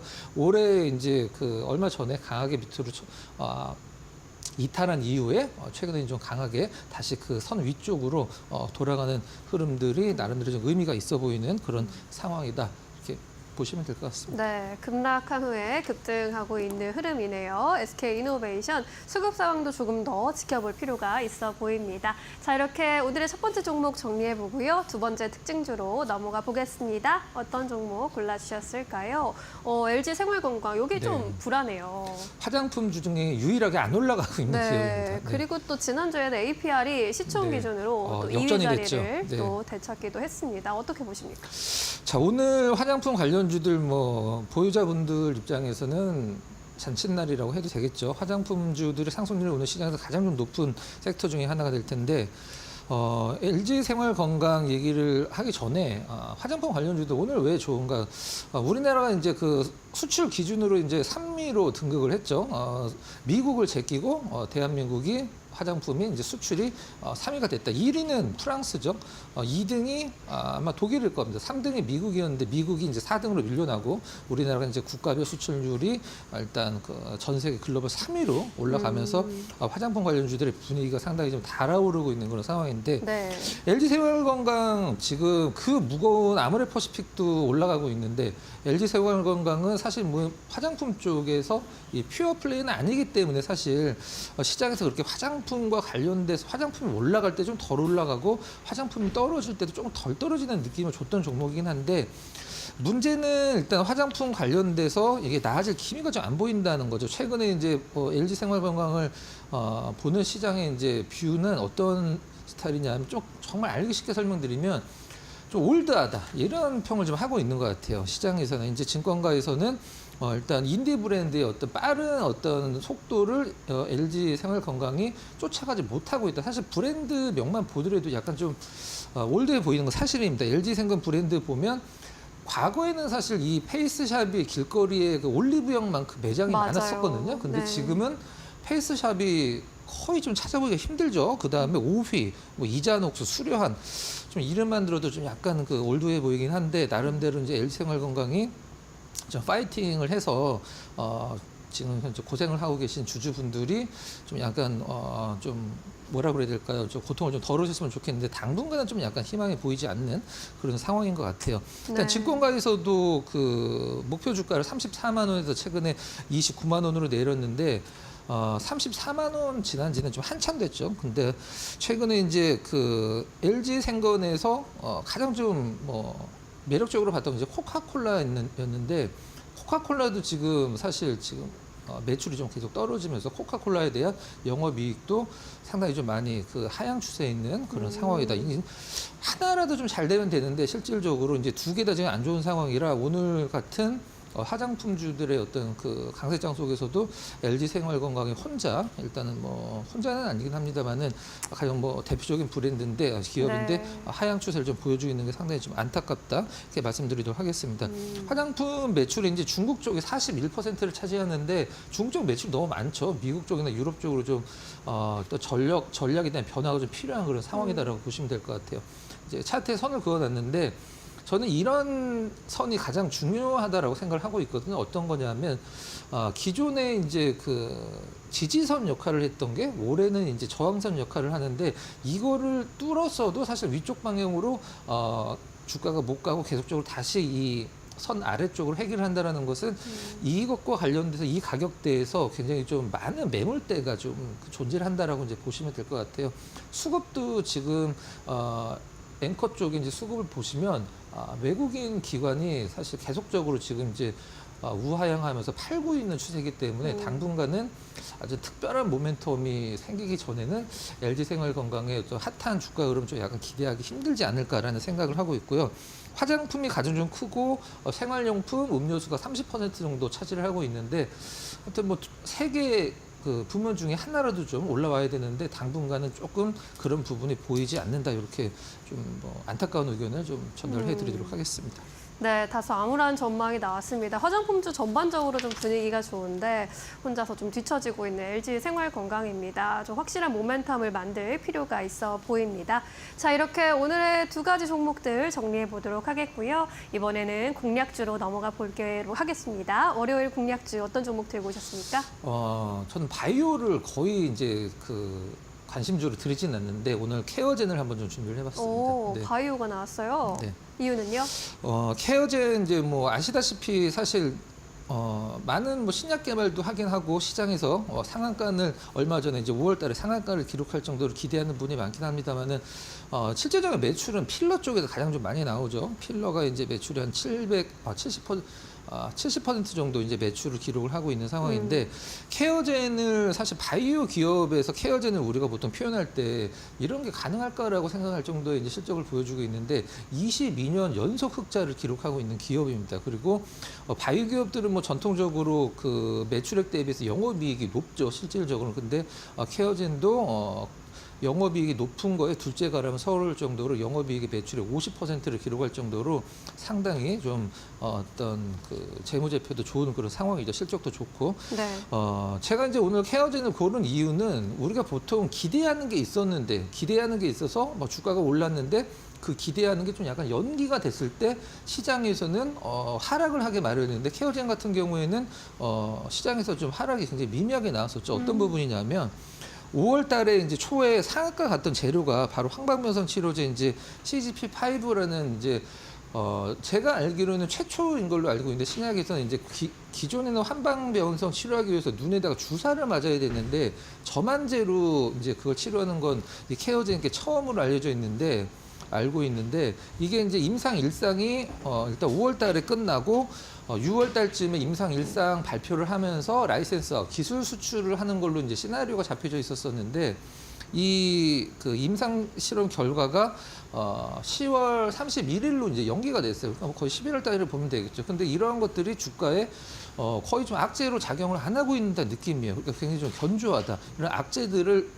어떤 뭐 지키는 어떤 뭐 수급 쪽에서 내성이 굉장히 좋은 그런 좀 느낌이라 보시면 될 것 같아요. 그리고 오늘 케어젠 같은 경우도 사실 이 화장품 원재료 펩타이드 재료와 관련돼서 화장품 쪽으로도 밸류 차인이 들어있는 기업이기 때문에 발을 담그고 있죠. 소위 얘기하는. 그래서 화장품주로 뭐 사실 시장에서는 보고 있는 쪽도 많이 있다고 보시면 될 것 같아요. 네. 자, 정리를 좀 하면 우리가 최근에 뭐 GLP-1 하면은 아마 주식하시는 분들 중에 모르시는 분들 안 계실 정도로 이제 이 비만과 관련된 어떤 그 물질이죠. 이 GLP-1을 대체할 수 있는 코글루타이드 임상 실험 결과도 곧 앞두고 있거든요. 그러니까 두 가지 어떤 모멘텀을 갖고 있다. 이렇게 보시면 될 것 같아요. 차트 잠깐 보고 가격적인 전략 말씀드리도록 하겠습니다. 네. 일단 오늘 기관은 일단 매도고 외국인은 살짝 매수긴 한데 수급이 그렇게 좋진 않습니다만 어떤 주가 흐름은 굉장히 좀 괜찮죠. 여기 이제 앞서서 5월달 초에 상한가를 갔던 게 바로 그 저만액과 관련된 부분에서 기술 수출 기대감을 이제 상한가를 갔고 그 연기가 됐는데도 주가가 사실 많이 떨어지진 않았습니다. 지금 이제 선이 하나 그어져 있는데요. 이 선이 바로 계속적으로 어떤 케어젠의 어떤 그 주가 흐름을 막는 가격대인데 이 선 위쪽으로 돌파하고 한번 지지 테스트 받고 위쪽으로 좀 더 쳐준다라고 하면은 그때 관심을 가지시는 게 좀 가장 뭐 합리적인 전략이라고 생각을 좀 하고 있습니다. 네. 가격 전략을 좀 드려보도록 할게요. 매수 가격은 지금 현재 뭐 34,200원 전후 정도 가격인데 그냥 34,000원 전후 문제 없다. 그리고 목표가는 4만 원, 손절가는 3만 원으로 딱딱 끊어가도록 하겠습니다. 좋습니다. 가격 전략 목표가 4만 원으로 제시해 주셨습니다. 케어젠 실적도 계속해서 좋게 나오고 있는 기업인 만큼 관심 가져가 보셔도 좋겠습니다. 오늘은 여기서 인사드릴게요. 고맙습니다.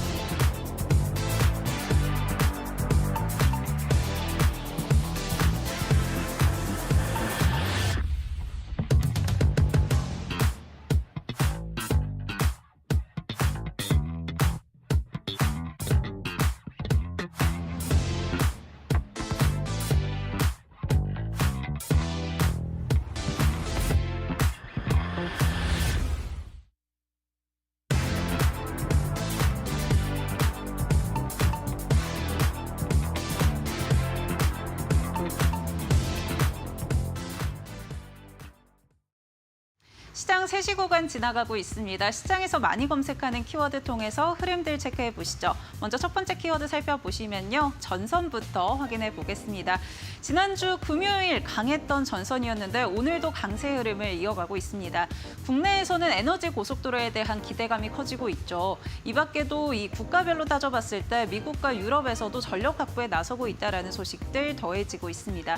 여기에 빅테크들도 참전을 하고 있는데요. 마이크로소프트, 앞서 아마존 웹서비스가 데이터 센터 구축을 위해서 투자를 한다라는 이야기들과 함께 오늘 메타 측에서도 290억 달러, 하나로 치면 40조 원 정도의 투자를 논의하고 있다는 이야기들 전해지면서 오늘 관련 종목들의 급등이 이어지고 있습니다.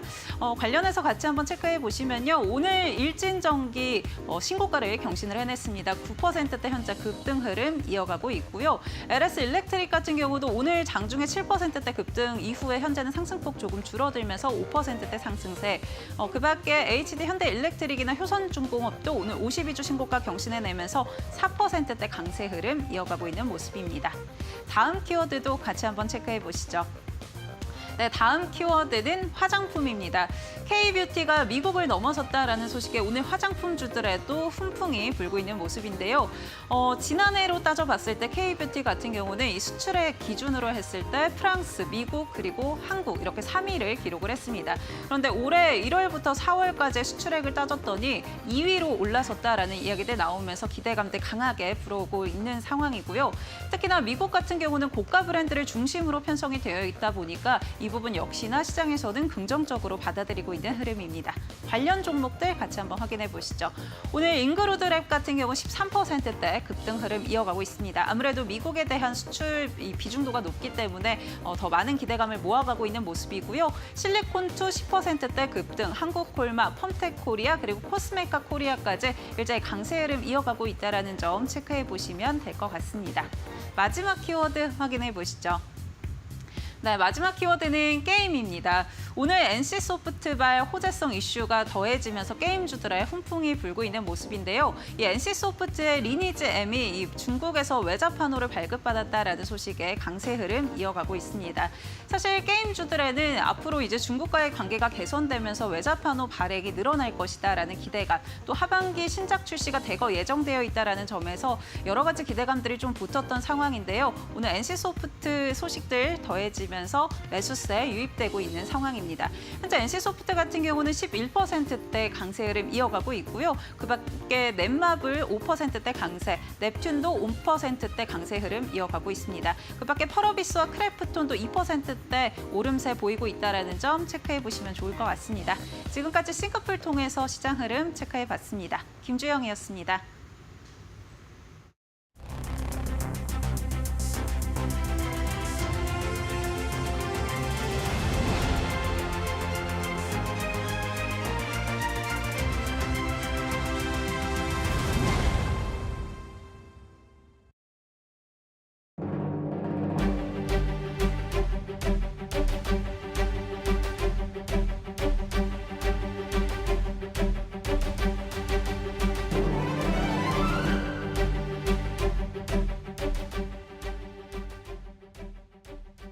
네, 맥락 시간으로 이어가 보겠습니다. 오늘은 하반기가 코앞으로 다가온 가운데 여름철 성수기 그리고 중국 수요 회복에 이어서 힘입어서 이런 오락과 관련된 기업들의 반등이 성공할 수 있을지 이에 대한 이야기 나눠보도록 하겠습니다. 오늘 이 시간 현대차증권의 김현용 연구원 함께합니다.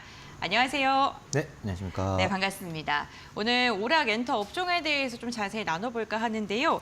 가장 먼저 2분기가 사실 여행 관련된 업종 비수기잖아요. 네, 2분기를 끝으로 해서 이제는 또 휴가 시즌이 다가오는데 이제 좀 봐야 할 때인가 궁금해서 한번 여쭤보고자 합니다. 어떻게 보세요? 예, 일단은 이제 2분기 실적 시즌이 좀 끝나게 되는 한 8월 정도부터는 이제 여행주를 다시 한번 봐야 되는 시간이 도래하지 않을까 싶고요. 작년 말부터 사실 이제 항공사고 여파 이후로 수요가 계속 위축되어 있었던 국면이 지금까지도 이어지고 있는데요. 이제 1등 주인 하나투어 기준으로는 최근 5월 달 패키지 여행 이제 송출객 수의 전년 동월비 지표에서 이제 하락세는 멈춘 것으로 확인이 됐습니다. 따라서 이제 2분기 비수기를 지나면서 3분기부터 이제 점진적 회복세를 예상하고 있고요. 특히 4분기는 원래도 성수기인데 이번 연도에 이제 긴 추석 연휴가 10월, 즉 4분기 초입에 몰려 있다 보니까 4분기 때는 실적의 아주 가파른 반등도 확실시되고 있는 국면입니다. 따라서 8월부터는 우리가 여행주에 대해서 관심도를 높여가야 되는 국면으로 파악되고 있습니다. 네, 8월부터 여행주 관심을 가져야 한다라고 이야기하셨는데 네. 연구원님께서는 추석 때 뭐 해외 가세요? 아닙니다. 저는 국내에 있습니다. 아, 네, 예. 그러세요. 그 일부 여행사 예. 목표 주가 하향 리포트도 좀 쓰셨더라고요. 네. 그래서 그 이야기도 좀 궁금하고요. 네. 언제쯤 목표 주가 상향을 하실지도 좀 궁금합니다. 사실은 일단 이게 수익성이 악화되면서 목표 주가가 일제히 하향되는 모양새가 나왔는데요. 네. 이게 사실 이제 1분기 수요 자체가 이제 역성장을 했고요. 대부분의 여행사들이 전년 동기 대비 최초 이제 작년 말 올해 초 업황을 바라봤을 때는 여전히 코로나 이전에 비해서 패키지 송출객 수 회복이 덜 된 상태였기 때문에 카지노처럼 완전 회복을 향해서 가지 않겠는가, 당연히 올해는 성장하지 않겠는가라고 봤었어요. 근데 이 부분이 예상과 완전히 다르게 1분기 때 수요 역성장이 나왔고 2분기에도 이게 쉽지는 않겠다라는 그림이 이제 나오면서 당연히 실적 추정치 및 목표 주가 동반 하향이 된 건데요. 네. 결국은 이 실적으로 인해서 낮아진 목표 주가는 실적이 회복되는 것 말고는 방법이 없습니다. 네, 따라서 확실한 실적 회복은 이제 4분기지만 거기에 앞서서 이제 주가는 선행하기 때문에 3분기부터 주가 측면에서는 이제 좋아진다. 이렇게 지금 말씀을 드리고 있죠. 그래서 4분기까지는 일단 실적 회복은 조금 기다려야 되는 구간이 현재 여행주라고 말씀드리겠습니다. 네, 알겠습니다. 3분기부터 이제 또 실적에 대한 기대감 속에 반등 기대해 볼만하다라고 이야기를 해주셨고요. 네. 카지노 관련 기업들에 대해서도 궁금한데요. 네. 그 카지노 기업들 보니까 수급이 좋더라고요. 매우 좋습니다. 네, 외국인이 지금 계속 매수하는 모습이 나타나고 있는데 이 부분은 어떻게 보세요? 일단은 지금 네. 외국인이 계속적으로 매수를 하는 부분이 네. 이제 중국 이제 유커들에 네. 대한 이제 비자 면제 시행이 이제 목전에 다가왔고 그런 부분들이 결국 이제 중국인 입국자 수의 완전 네. 회복, 코로나 이전 수준의 완전 회복을 우리가 가정하고 주가가 반등을 하고 있는데요. 사실은 이제 이 인바운드 비즈니스 관점에서 봤을 때 카지노주를 투자 심리 측면에서 사고 그게 주가가 오르는 것도 당연히 합당합니다. 네. 다만 이제 그 정도, 지금 현재 주가 수익 배수가 17배를 넘어가고 있는 국면에서 조정이 나왔고 또 그러면 중국인 입국자 수의 증가와 지금 중국인 VIP 드로백, 이 카지노 종목의 매출을 결정하는 이 드로백이 동반해서 늘었느냐, 사실 요걸 체크할 필요는 있다는 거죠. 이걸 체크해보면 사실 올해 연초 대비 지금 누적으로 봤을 때 중국인 입국자 수는 10% 늘었지만 동기간 중국인 VIP 드로백은 2.3% 감소했어요. 바꿔 말하면 중국인 입국자 수랑 중국인 VIP 드로백의 사이에는 유의미한 상관관계가 없다라는 겁니다. 왜냐하면 초고액 자산가들 아니겠습니까? 네. 그러다 보니까 일반인의 입국자 수의 수준과 이것을 연동해서 생각하는 것 자체가 상당한 무리가 있고 역설적으로 지금 4월, 5월 달에 카지노 드로백이 순성장, 약간의 성장이 나왔거든요. 전년 동기 대비. 그 나왔던 이유는 아이러니하게도 일본인 VIP 드로백이 늘어서입니다. 그렇기 때문에 지금 주가 수익 배수 17배가 넘어가고 있는 상황에서 본다면 저는 단기 급등에 따른 차익 실현 욕구가 더 강한 구간이라고 판단하고 있습니다. 네, 알겠습니다. 그렇다면 어쨌든 지금 일본 측의 입국자 수를 좀 더 집중적으로 바라보시는 게 또 드로백과 연관성이 있을 듯합니다. 이 부분 언급을 해주셨고 오락 관련 기업들 중에 뭐 최근 가장 잘 나가는 거 하면 엔터 아닐까 싶습니다. 그렇죠. 네. 기대감도 많이 나오고 있고 목표 주가라던가 실적 상향 리포트도 많이 쏟아지고 있는 상황인데요. 네. 하반기에 뭐 여러 가지 뭐 콘서트도 있고 페스티벌도 열릴 네. 예정이 그러잖아요. 이렇게 주가에 얼마나 영향을 미칠지 뭐 미리 뭐 선반영된 건 아닌 건지 이런 것도 궁금한데 엔터주 측면도 좀 설명해 주시죠. 엔터주는 지금 이제 말씀하신 오락 네. 관련 종목 중에 가장 좋습니다. 그리고 그쵸, 네. 이게 많이 올랐어도 네. 쉽게 팔기 어려울 만큼 업황이 좋아요. 팔았다가 더 올라버릴까 봐. 네. 그 정도로 지금 2분기와 3분기 업황이 2분기 같은 경우 K-팝 전체 아티스트들의 그 공연 모객 수가 네. 전년 동기 대비 한 40% 증가하고요. 시장 성장률이 40%예요. 와, 네. 그리고 3분기도 작년 3분기가 굉장히 좋았었던 네. 상황이었음에도 불구하고 또다시 재차 30%. 성장을 하는 상황이에요. 그래서 서구권을 중심으로 특히 미국과 유럽에서 이제는 K-팝이 주류에 가까운 수준으로 점유율이 올라가는 국면에서 2분기와 3분기에 주요 엔터 4사, 메이저 4사의 실적이 지금보다도 훨씬 더 좋아집니다. 그렇기 때문에 지금 엔터주가 밸류에이션이 좀 목에 찬 거 아닌가요? 라고 생각을 하실 수도 있지만 그렇지 않다라고 말씀을 드리겠고, 그럼 언제까지냐? 저는 어떤 그 밸류에이션의 어떤 레벨보다는 이벤트적인 측면에서 방탄소년단의 2026년 월드 투어가 발표되는 시점. 제 예상으로는 9월에서 10월 사이로 보고 있지만 뭐 이 부분은 이제 각자 생각하시는 게 다를 수 있겠죠. 저는 9월, 10월 정도로 보고 있고, 이때 발표되는 규모에 따라서 한 번 더 오버슈팅이 나올 것인가 아니면 강한 차익 실현이 나올 것인가, 그건 그때 가서 정해진다는 거죠. 지금은 실적이 너무나 좋고 그 26년 월드 투어 발표 전까지는 엔터주는 흐름이 꺾일 만한 이유가 없어 보인다라는 게 지금 엔터주를 가장 좋게 보는 이유입니다.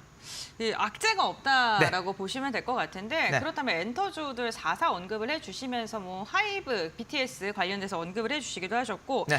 서구권에 대한 이야기를 해주셨는데 사실 중국과의 관계 회복에 대한 기대감 네. 때문에 엔터주들도 가기도 하잖아요. 맞습니다. 네, 이러한 부분은 어떻게 보세요? 일단은 네. 저는 이제 엔터주에 대한 투자 포인트가 3가지고요. 3가지요. 네. 예. 그 3가지가 뭐냐면은 첫 번째가 서구권 모객 증가. 제일 중요합니다. 두 번째가 현지화 아티스트의 수익화 시작. 이게 두 번째로 중요하고요. 세 번째가 사실 중국이에요. 세 번째가 이제 중국 한알령이 만약에 해제된다면 네. 중국 쪽 모객이 정상화되는 요 그림은 사실은 세 번째고, 실제로 이제 수치적으로 조금 더 부연 설명을 드리면은 네. 올해 제가 바라보고 있는 1년 동안의 K-팝 모객 수가 1,750만 명 정도 됩니다. 1750. 네. 약 1,750만 명인데 중국이 완전히 다시 예전처럼 열린다고 했을 때 더해질 수 있는 추가로 붙는 모객 수는 150만 명 정도예요. 따라서 150만 명이 1,750만 명에서 차지하는 비중을 고려해 보시면 10%가 채 안 되죠. 그 정도의 영향력이기 때문에 그게 작다는 말씀을 드리는 게 아니에요. 당연히 중요한데 플러스 알파 개념이지, 이것이 이 중국 한알령 해제가 엔터주 투자의 메인 아이디어는 아니다라는 게 제 의견입니다. 네. 미디어는 완전히 판이 달라요. 미디어는 네. 한알령 해제가 메인 아이디어예요. 네. 안 되면 큰일 납니다. 되면 대박이고. 근데 엔터는 그게 아니라는 겁니다. 지금 서구권 모객이 너무나 좋기 때문에 이게 사실 이익 성장의 대부분을 설명하고 있어요. 따라서 이것과 현지화 아티스트와 여기에 훨씬 더 초점을 맞추고, 한알령 해제되면 물론 좋은 것이고 플러스 알파. 네, 이런 네. 개념으로 말씀을 드리겠습니다. 그 엔터주를 보는데 실적을 판가름하는 거에 뭐 콘서트 모객수 이런 것도 있지만 MD 매출 증가 네. 뭐 이런 것도 되게 다양하잖아요. 맞습니다. 네, 연구원님께서는 어떤 부분 좀 집중적으로 보고 계세요? 실질적으로 네. MD나 이제 IP 라이선싱 매출 네. 같은 것들 굉장히 중요한 변수로 보고 있는 게, 네. 일단 중요도로 본다면 공연, 네. 그다음 MD, IP 라이선싱, 네. 그리고 이제 음반. 음반이 매출 비중은 사실 작지는 않습니다. 네. 그렇지만 현재 구간에서 2025년도의 업황을 본다면 음반은 성장을 거의 안 해요. 2에서 4% 사이로 아주 낮은 성장률을 보여주고 있기 때문에 네. 그러면 제대로 성장하는 40% 성장하는 공연, 그리고 잘 아시는 바와 같이 공연장 앞에서 MD를 팔지 않습니까? 그렇죠. 그리고 IP 라이센싱도 오프라인 공연의 일부를 온라인 콘텐츠로 생중계하지 않습니까? 그렇기 때문에 공연과 결부돼서 MD 라이센스, 올해는 그리고 당분간은 공연이 지배하는 구간에서는 이 두 가지가 음반, 음원보다는 일단은 조금 더 중요하다. 이렇게 말씀드릴 수 있는 것이죠. 저도 뭐 그 좋아하는 가수가 있지 않습니까? 네. 그럼 콘서트 갔다가 영화가 되면 그것도 보고 맞습니다. 거기서 또 굿즈 또 사고 그렇게 맞습니다. 되더라고요. 네, 그렇습니다. 그런 부분이 엔터주들에 굉장히 중요하다라고 말씀해 주셨고, 네. 그 엔터주 얘기하면서 중국 시장 말씀해 주시면서 미디어 쪽 이야기해 주셨어요. 네네. 저희가 사실 지난주까지 기대했던 게 오징어 게임 관련된 맞습니다. 이슈였거든요. 근데 네. 오늘 오징어 게임 관련 기업들 다 지금 빠지고 있어요. 네. 미디어 관련 기업들 지금 조금 접근의 위험한 구간으로 봐야 될까요? 어떻게 일단은 보세요? 이제 미디어 관련 기업들은 네. 큰 틀에서 본다면 지금 접근하기 괜찮은 상황입니다. 괜찮아요. 네. 왜 그러냐면 일단 뭐 이런 이제 오징어 게임 3 네. 같은 단발성 콘텐츠의 흥행 여부에 따라서 주가가 변동하는 것이 일반적이지만, 네. 큰 그림에서 미디어 종목은 오랫동안 주가가 부진했다가 올해 하반기 지금 10월 말 에이펙 정상회의를 앞두고 한알령 해제에 대한 기대감이 그 어느 때보다 높기 때문입니다. 가장 한알령으로 인해서 피해를 봤던 미디어 종목들이기 때문에 해제가 됐을 때 가장 수혜를 볼 압도적으로 수혜폭이 큰 종목들 또한 미디어 종목입니다. 그런 상황에서 이게 우리가 한알령 해제 하나에만 의존하면은 위험, 리스크가 있는데 상대적으로 지금 이제 1분기, 2분기 때 역성장세를 보여왔던 드라마 편성 시장이 7월 3분기부터 이제 플러스 성장률로 돌아설 것이 확실시되고 있어요. 7월 중순부터 이제 JTBC가 오랜만에 주중극이라고 표현하긴 애매하지만 기존에 있던 토요일 드라마 외에 금요 드라마를 하나 추가로 신설했습니다. 그래서 이제 슬롯이 늘어나는 효과로 인해서 드라마 편성 시장이 정의 성장률, 플러스 성장으로 돌아서는 그런 내부적인 이벤트가 있고 내부적인 체질 개선이 있고 거기에 플러스 이제 10월 말에 에이펙 정상회의에서의 우리가 플러스 알파를 충분히 기대할 수 있는 상황이기 때문에 미디어주는 오히려 지금은 접근하기 괜찮은 구간이다. 이렇게 말씀드리겠습니다. 네, 알겠습니다. 미디어주에 대해서도 지금 주가 조정폭이 깊다는 것을 오히려 밸류에 대한 매력으로 좀 평가를 하신 것 같은데 그렇다면 우리가 오락 섹터 너무 많아요. 그 네. 안에 종목군들이 굉장히 세분화되면 많은데 네. 하반기에 저희가 뭐 실적이라던가 수급 모멘텀 측면에서 좀 보면 좋을 뭐 그런 업종이나 종목이 있다면 어떤 게 있을까요? 일단은 지금 구간에서는 단연 이제 엔터고요. 아, 엔터. 엔터하면 하이브죠. 하이브요? 네, 방탄소년단을 네. 고려하시면 하이브고 네. 그리고 이제 10월 말 에이펙 회의 미디어로 넘어간다면 결국은 순수 제작사인 스튜디오 드래곤 아, 그리고 이제 4분기 쌀쌀한 겨울이 되게 되면 네. 저는 다시 게임주 쪽으로 훈풍이 불어오지 않을까 생각을 하고 있고요. 네. 이 게임 쪽에서의 올해 제가 보고 있는 어떤 메인 아이디어는 콘솔 게임입니다. 콘솔 게임. 국내 게임사들의 콘솔 게임의 출시가 4분기부터 분기에 막 6, 7개씩 쏟아져 나와요. 그러면 그 관점에서 봤을 때 콘솔 그럼 준비 제일 많이 했던 애가 어디냐? 네. 여기서 의외의 선택지가 나오는 게 바로 NC소프트랑 카카오 게임즈입니다. 카카오 게임즈. 네. 게임주가 오랫동안 고전하던 구간에서도 사실은 외면받았던 두 종목이 네. NC랑 카카오 게임즈거든요. 근데 역설적으로 콘솔 시장에 대한 그 라인업 대비, 연구 개발 이런 것들이 가장 잘 되어 있어요. 물론 크래프톤이나 넥슨처럼 누구나 인정하는 종목들, 캐패시티가 충분한 네. 종목들을 빼고 보면은 의외로 얘네들이 제일 많이 준비했다고? 라고 할 만한 종목들이 바로 NC소프트랑 카카오 게임즈다라고 말씀을 드릴 수가 있는 것이죠. 네, 알겠습니다. 엔터, 게임, 그리고 미디어 관련해서 종목군들까지 좀 언급을 해주셨고요. 그렇다면 다음 달, 다다음 달 여름철 투자자 입장에서 네. 오락 섹터 접근할 때 유의해야 될 점, 뭐 리스크라던가 체크 포인트 있다면 그것도 좀 정리 부탁드리겠습니다. 네, 일단은 이제 7월과 8월 정도를 이제 대응하는 구간에 있어서 최근에 카지노 종목들에 대한 이제 상승폭이 꽤 컸습니다. 네. 그럼 이제 리스크 측면에서 본다면 이제 7월 초에 직전월 6월 달에 이제 드로백 데이터가 곧 나오거든요. 그러면은 이제 그게 나왔을 때 4, 5, 6월 즉 2분기 숫자가 이제 다 나옵니다. 그렇게 됐을 때 이제 과연 드로백이 우리의 기대만큼 유커들의 입국만큼 비례하게 나왔느냐. 만약에 그렇게 비례하게 나오지 않았다면은 조금 이제 비중을 조절하는 그런 구간이 될 수가 있겠고 또 반대로 8월 이후의 여행주를 보자고 말씀드렸는데 6월, 7월 정도의 데이터를 체크하시다가 5월 달에 하나투어는 이제 전년 동월 대비 역성장이 멈췄습니다. 근데 이제 6월, 7월 데이터에서 이제 순성장이 나온다면 그러면은 이제 여행주에 대한 타이밍이 조금 더 앞당겨질 수 있겠죠. 그 과정에서 우리가 항상 예의주시해야 되는 것은 예측하기 매우 어렵지만 언제 방탄소년단이 투어 발표를 할지 모른다. 네. 그런 부분들을 우리가 주요 체크 포인트로 보시고 대응을 하시면 좋은 결과가 있지 않을까 생각합니다. 네, 알겠습니다. 오늘 현대차증권의 김현용 연구원님과 함께 오락과 관련된 섹터 우리 하반기에 어떻게 대응해야 될지에 대한 이야기 나눠봤고요. 가장 눈여겨보고 있는 업종 역시나 뭐 엔터에 대한 이야기 해주셨고 BTS, 콘서트 투어, 뭐 완전체 발표 이러한 기사를 좀 팔로우 해야 된다라는 이야기까지 해주셨습니다. 오늘 말씀 여기까지 나누도록 하겠습니다. 고맙습니다.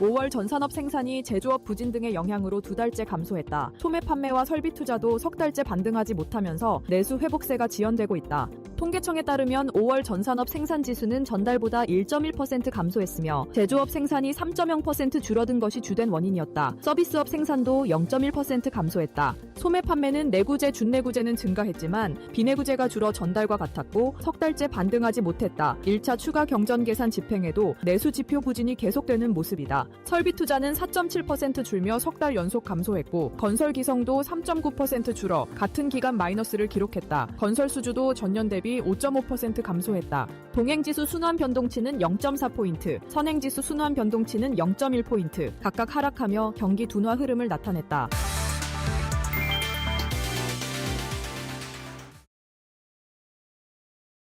네, 6월의 마지막 거래일이었던 오늘 어느덧 장 마감 동시효과 구간에 들어와 있습니다. 라스트 찬스로 이어가겠습니다. 레몬리서치 김민수 대표, 최영지 전문가 두 분 모셨습니다. 어서 오세요. 네, 오늘 이제 본격적인 하반기 증시를 시작한 날이라고 볼 수 있겠습니다. 대표님께서는 어떻게 바라보셨을까요? 네, 상반기 동안 고생 많으셨습니다. 네, 하반기도 이제 잘 진행해야 될 텐데 네. 일단 지금 시장 관련된 쪽에서 아무래도 많이 오르다 보니까 부담감이나 경계감도 조금 있다고 봐야 될 것 같고요. 게다가 또 글로벌 증시도 많이 올랐기 때문에 특히 미국 증시죠. 예, 그렇기 때문에 일단 지금 시장에서는 조금 변동성도 커질 수 있겠다라고 생각을 하고 있는데 보통 저기 썸머랠리 관련된 쪽에 대한 기대감도 있다고 하더라도 이 부분보다는 무엇보다 단기 매물을 좀 소화하는 게 먼저가 아닐까 생각되고 있기 때문에 변동성은 조금 더 커질 거를 염두를 좀 해야 될 것 같고요. 그 밖에 이번 주부터도 계속 또 이제 체크해야 될 부분들이 관세 협상 관련된 쪽에서 미국에서 나온 얘기는 또 이것 다르고 저것 다릅니다. 그런 쪽에서 일괄적으로 서한을 보내겠다라고 하는 트럼프 대통령의 의도는 과연 뭘지, 게다가 또 국내 모멘텀으로는 7월 3일 날 국회 또 여러 가지 추경부터 그리고 또 상법 개정과 관련된 여러 가지가 상정이 될 걸로 보여지고 있는데 그에 관련된 쪽에서 모멘텀들이 계속 눈높이에 맞게 이어질 수 있는지 봐야 될 것 같고요. 게다가 또 실적 시즌 들어갑니다.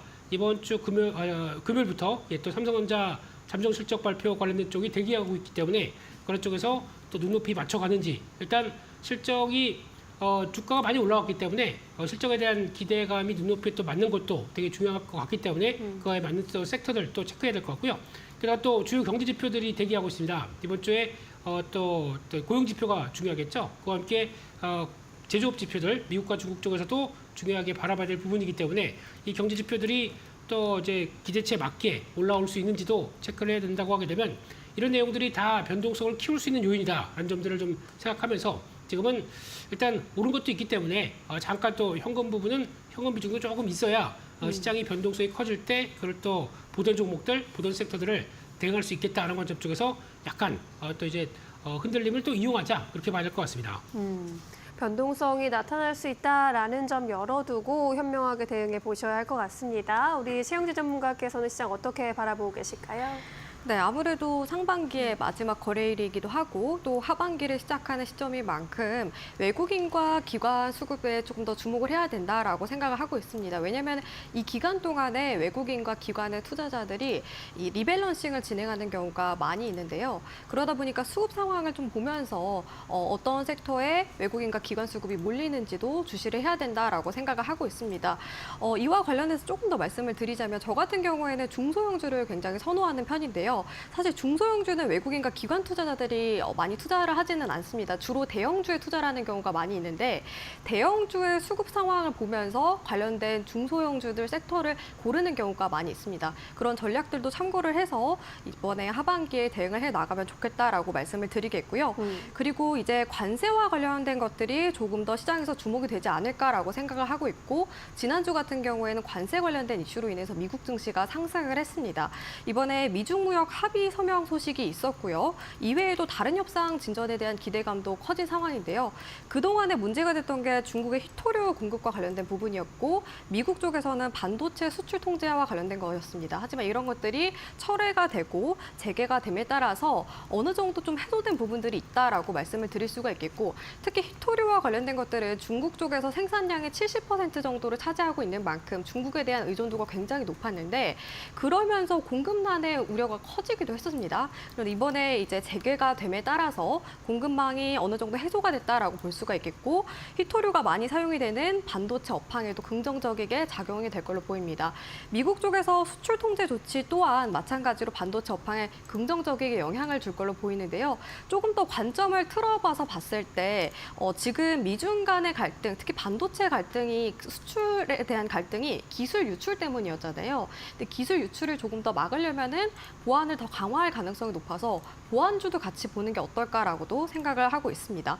그리고 또 이번 주 상법 개정안에 대한 것들이 처리가 될 걸로 보이는데요. 오늘 같은 경우에도 간담회가 개최가 됐습니다. 정부 입장에서는 그동안에 언급이 됐던 부작용에 대한 부분들은 이제 시행이 되고 나서 어느 정도 보완해 나가자라는 입장이었고요. 그러면서 가속화될 걸로 전망이 되는데요. 하지만 기업 입장에서는 경영권을 침해할 수 있다라는 우려감이 커지기도 했습니다. 하지만 정부 쪽에서 조금 더 빠르게 진행이 되길 원하는 만큼 이번 주 내에 좀 결정이 날 걸로 보이고 이번에 상법 개정안에 따라서 소액주주 보호라던가 투명한 경영권을 통해서 조금 더 주식시장이 올라오지 않을까라는 기대감도 커지고 있는 상황입니다. 거기에다가 공정한 지배구조 개편까지 진행이 된다면은 지주사가 또다시 한번 올라올 가능성이 높다라고 보고 있는데요. 비록 순환 자체는 좀 단기간에 그칠 가능성이 높겠지만 지주사 주목을 해보시는 게 좋을 것 같고 지주사 중에서도 어느 정도 좀 사업을 진행을 하고 있는 사업형 지주사에 주목을 해보시는 게 좋겠다라고 말씀을 드리겠습니다. 대표적인 예시가 두산이 있다는 부분도 참고를 하시면 좋을 것 같고요. 그리고 오늘 시장에서 부각이 됐던 게 2차 전지 관련된 종목이었습니다. 특히 SK 이노베이션 주도로 해서 2차 전지 대형 기업들 위주로 올라오는 모습이 연출이 됐는데요. SK 이노베이션이 이번에 2분기 실적은 아쉽겠지만 하반기부터 개선이 될 거다라는 기대감 속에서 주가가 상승세를 보였습니다. 그동안의 전기차 캐즘으로 인해서 2차 전지 업황에 대한 우려감이 커진 가운데 이렇게 대장 역할을 하는 기업이 올라오는 걸로 봤을 때 어느 정도 바닥 구간을 확인하는 구간이 아닐까라고 저는 생각을 하고 있거든요.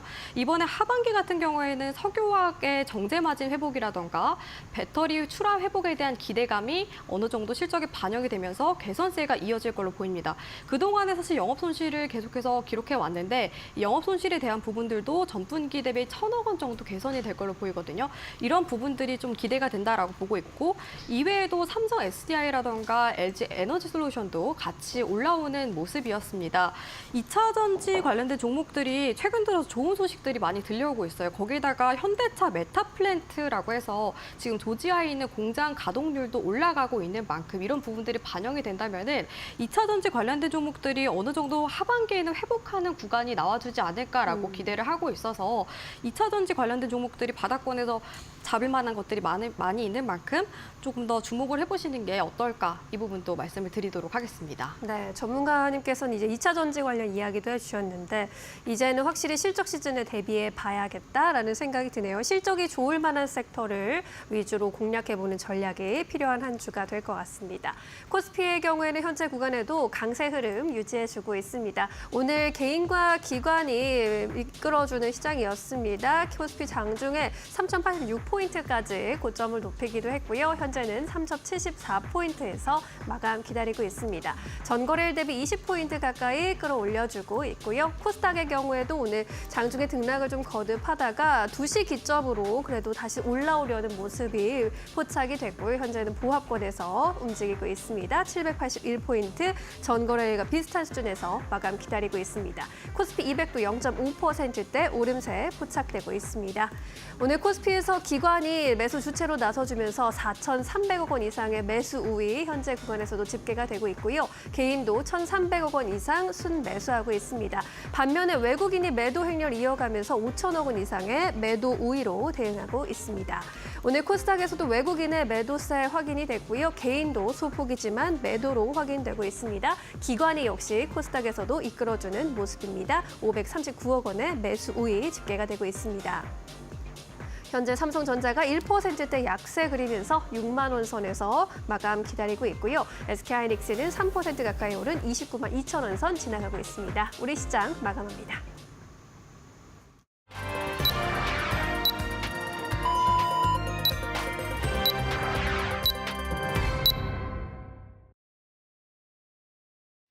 6월 30일 월요일장 마무리가 됐습니다. 6월의 마지막 거래일이자 상반기의 마지막 거래일이었는데요. 상반기 우리 시장 참 강한 시세를 이어가면서 전 세계 상승률이 가장 높은 그런 나라로 이름을 올리기도 했습니다. 그렇다면 마지막 날 우리 시장 분위기는 어떻게 마감했을까요? 트레이딩 뷰를 통해서 한번 확인해 보도록 하겠습니다. 우선 오늘 삼성전자와 SK하이닉스는 마지막까지 좀 엇갈리는 모습 나타나네요. 삼성전자가 1%가량 빠졌지만 SK하이닉스는 2.8% 강한 상승 그리면서 마감하는 데 성공을 했습니다. 마지막 거래일 오늘 시장의 분위기가 좀 확연하게 느껴지는 게 방산주들은 전반적으로 매도 우위가 좀 집계가 되면서 조정을 좀 받는 모습이 나타나고 있고요. 반면에 원전 일부 종목을 중심으로는 힘을 내주려는 모습 나타나고 있고 지주사들의 분위기도 전반적으로 좋았던 모습이 확인되고 있습니다. 2차 전지 같은 경우에는 오늘 힘이 괜찮았습니다. LG 엔솔 같은 경우는 3%가량 상승했는데 SK이노베이션의 힘이 전반적인 2차 전지의 상승으로 이끈 것으로 확인되고 있고요. 완성차 약했고요. 그리고 바이오 대장주들도 전반적으로 조정받은 가운데 빅테크 인터넷 대표주들의 흐름은 조금 엇갈렸습니다. 네이버 상승, 카카오는 하락이었고요. 이와 함께 게임주도 일부 종목을 중심으로는 분위기가 괜찮았던 것으로 확인되고 있고 오늘 통신주들의 흐름이 좋았습니다. KT 오늘 2.3%가량 상승했는데 실적에 대한 기대감 속에 주가의 분위기가 좋았다는 점 체크해 보시면 좋을 것 같습니다. 다음으로는 코스닥 함께 살펴보도록 하겠습니다. 코스닥 같은 경우 혼조세가 펼쳐졌습니다. 시장 분위기도 상승과 하락을 오고 가면서 계속해서 변동성이 나타났었고요. 지금 상승하는 종목 바이오 중에서도 엇갈렸고요. 파마 리서치 1.6%, HLB 같은 게 2.7%가량 상승했고요. 휴재, 미용 관련 기업의 흐름이 괜찮았네요. 오늘 화장품 기업들뿐만 아니라 미용, 의료 미용 관련 기업들의 분위기도 파마 리서치, 휴재, 그리고 클래시스까지 상승하면서 괜찮았다는 점 확인해 보시면 좋을 것 같습니다. 레인보우 로보틱스 1%가량 빠진 가운데 에코프로 그룹주 사이좋게 0.4% 상승하면서 마감을 했고요. 오늘 반도체 소부장 관련 기업들도 엇갈린 움직임이었습니다. 소부장 관련 기업들이 많이 올라가 있는 제조업과 전자기술 보게 된다면 지금 대추전자재료 4%가량 상승했고 테크잉도 1.6%가량 오르는 모습이 나타나고 있지만 고영테크놀로지나 하나마이크론 같은 경우 1에서 2%가량 주가의 하락이 나오면서 같은 섹터 내에서도 엇갈린 움직임이 특징적이었고요. 루닛 같은 경우 8%가량 상승했고 게임주도 섹터 내에서 엇갈렸네요. 순환매장세 계속해서 나오고 있고요. 엔터주들은 전반적으로 흐름 좋았고 화장품이 오늘 괜찮았죠. 실리콘2가 무려 10% 넘는 강세 유지하면서 마감하는 데 성공을 했습니다. 다음으로는 지수의 흐름 함께 살펴보겠습니다. 오늘 우리 시장 유가증권 시장과 코스닥이 결국에는 조금 엇갈리면서 마감을 했습니다. 코스피 같은 경우 0.52%까지 들어 올리면서 3,071선에서 종가를 체결하는 데 성공했습니다. 6월 첫 거래일 2,600선에서 출발했던 지수가 3,100까지 돌파했었고 결국에는 3,000포인트를 웃돌면서 마감하는 데 성공했고요. 코스닥 같은 경우 오늘 장중에 상승과 하락을 오고 가다가 결국에는 약보합권 수준에서 종가를 체결했습니다. 수급 상황도 함께 살펴보시죠. 네, 유가증권 시장입니다. 외국인이 동시호가 상황 속에 더 팔았습니다. 4거래일째 외국인의 매도 우위가 집계가 되고 있는 상황이고요. 오늘 시장을 버텨내줬던 건 기관의 수급이었습니다. 그 가운데 단기적인 성향이 강한 금융투자가 강하게 담았고요. 지금 4,600억 원가량의 물량을 소화해주고 있는 모습 나타나고 있습니다. 개인 같은 경우에는 오늘 장중에 매도 우위였다가 매수 우위로 전환한 뒤에 1,900억 원가량의 물량을 매수했습니다. 다음으로는 코스닥 매매 동향 함께 보겠습니다. 코스닥에서는 최근에 좀 명확한 수급 주체가 부재하다는 게 특징입니다. 오늘 같은 경우에도 개인과 외국인의 매도의 폭이 그렇게 크진 않습니다. 기관 같은 경우에는 500억 원가량의 물량을 매수하면서 오늘 하단을 좀 지지해 주려는 모습이 나타났습니다. 다음으로는 시가총액 상위 종목 함께 살펴보시죠. 유가증권 시장 1위부터 5위입니다. 삼성전자가 장 막판으로 갈수록 힘이 더 빠졌습니다. 결국에는 오늘 정말 아쉽네요. 6만 원 선 이탈하면서 마감을 했습니다. 결국에는 1.6%가량 하락하면서 59,800원의 종가를 체결했고요. 반면에 SK하이닉스는요. 2.8% 강한 상승 나오면서 29만 원 선 또다시 돌파했습니다. 삼성바이오로직스 역시나 오늘 0.4% 소폭의 하락, LG 엔솔 같은 경우 3%가량 상승하면서 2차 전지 괜찮았고 두산 에너빌리티가 장중에 72,000원도 돌파하는 모습이 나타났습니다. 산자부 장관 후보에 두산 에너빌리티 관련된 인물이 엮여 있다는 소식이 전해지면서 오늘 시세를 강하게 내고 결국에는 시가총액 5위권에 안착했습니다. 다음 6위부터 10위 함께 보시죠. 네, 6위부터 10위 보게 되면 역시나 혼조세가 펼쳐졌습니다. KB금융 보합권 수준, 네이버가 오늘 1.9%가량 상승했고요. 현대차, 한화, 에어로스페이스 같은 게 하락했는데 방산주들의 차익 매물이 좀 거세게 출회됐다는 점 체크해 보셔야 될 것 같습니다. 다음으로는 코스닥 함께 보시죠. 네, 코스닥 같은 경우 1위부터 5위 살펴보면요. 알테오제는 2%가량 빠졌고요. 반면에 HLB 같은 경우에 2.7%, 최근에 좀 소외를 받았기 때문에 반등한 것 같고요. 에코프로 그룹주들 일제히 소폭입니다만 상승으로 마감하는 데 성공했습니다. 최근 시세가 괜찮았던 레인보우 로보틱스 차익 매도 물량이 나오면서 일부 차익 매물이 출회된 기업을 중심으로 주가의 조정이 컸다는 점 체크해 보시면 좋을 것 같습니다.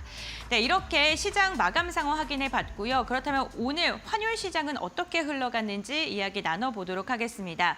오늘 환율 시장 NH선물의 위재현 연구원 함께 연결해 보겠습니다. 안녕하십니까? 네, 안녕하십니까? 네, 반갑습니다. 오늘 원달러 환율 동향 어떻게 흘러갔을까요? 네, 오늘 주간장 달러 환율은 전일 대비 7.4원 내린 1,350원에 거래 중입니다. 오늘 외환시장은 대체로 하락 압력이 강하게 나타났습니다. 지난 금요일 트럼프 대통령은 캐나다의 무역 협상을 중단하겠다고 압박했고, 이에 유가와 달러가 동반 강세를 보였습니다. 따라서 개장과 동시에 달러 환율은 1,361원으로 상승 출발했습니다. 다만 장중에는 꾸준히 1,350원대로 진입을 시도하는 움직임이었습니다. 반기 말에 진입하며 수출업체 내구 물량이 출회됐고, 오전 중 중국 당국이 위안화를 시장 예상보다 절상하여 고시하며 위안화 강세도 동반됐습니다. 오후 중에는 한때 1,347원 부근까지 하락한 뒤 꾸준히 하단을 모색하는 모습입니다. 다만 심리적 저항선인 1,340원 후반대 레벨에서는 달러 저가 매수세가 적극 유입되며 하단을 지지하고 있습니다. 네, 이번 달 내내 좀 박스권에서 환율의 움직임이 나타나고 있는 모습인데요. 그렇다면 7월에는 환율의 움직임이 어떻게 예상되실까요?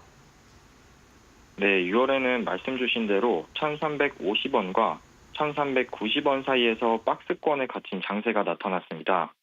그마저도 사실 이란과 이스라엘의 지정학적 리스크 영향에 상단이 1,390원으로 높아진 것입니다.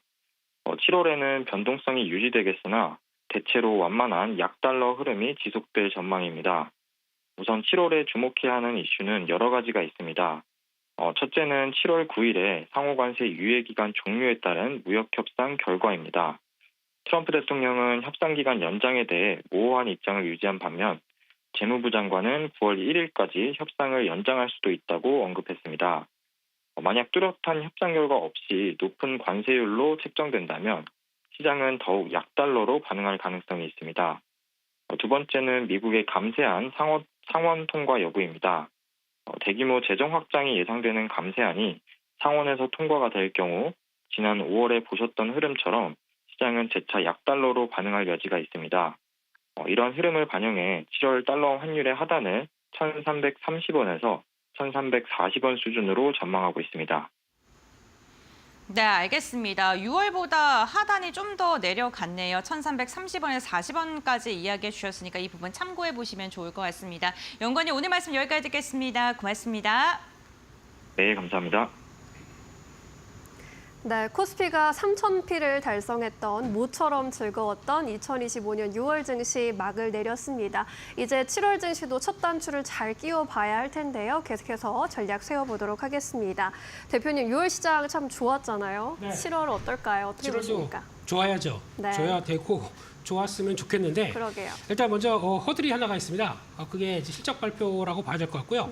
그런 차원에서 봤을 때 일단 지금 시장은 기존의 좀 섹터라든가 테마 쪽에 조금 더 무게를 두고 많이 움직였다고 하게 되면 지금부터는 삼성전자 실적 필두로 그리고 또 나오는 실적 이제 중대형 쪽의 종목들이 거의 7월 달 중하반 쪽에 몰려 있기 때문에 그때부터 나오는 거는 아무래도 실적이 되는 종목 그리고 또 섹터 쪽으로 계속 시장이 관심이 높아질 수 있겠다라는 쪽에서 그쪽에 대한 대비를 하시는 게 더 좋겠다라고 바라보고 있고요. 이런 쪽에서 아무래도 시장이 올라왔기 때문에 실적이 안 되는 종목들은 조금 철저하게 외면하려고 하는 경향들도 좀 있을 것이기 때문에 그쪽이 오히려 쏠림이 좀 가속화될 수 있겠다는 쪽으로 바라봐야 될 것 같고요.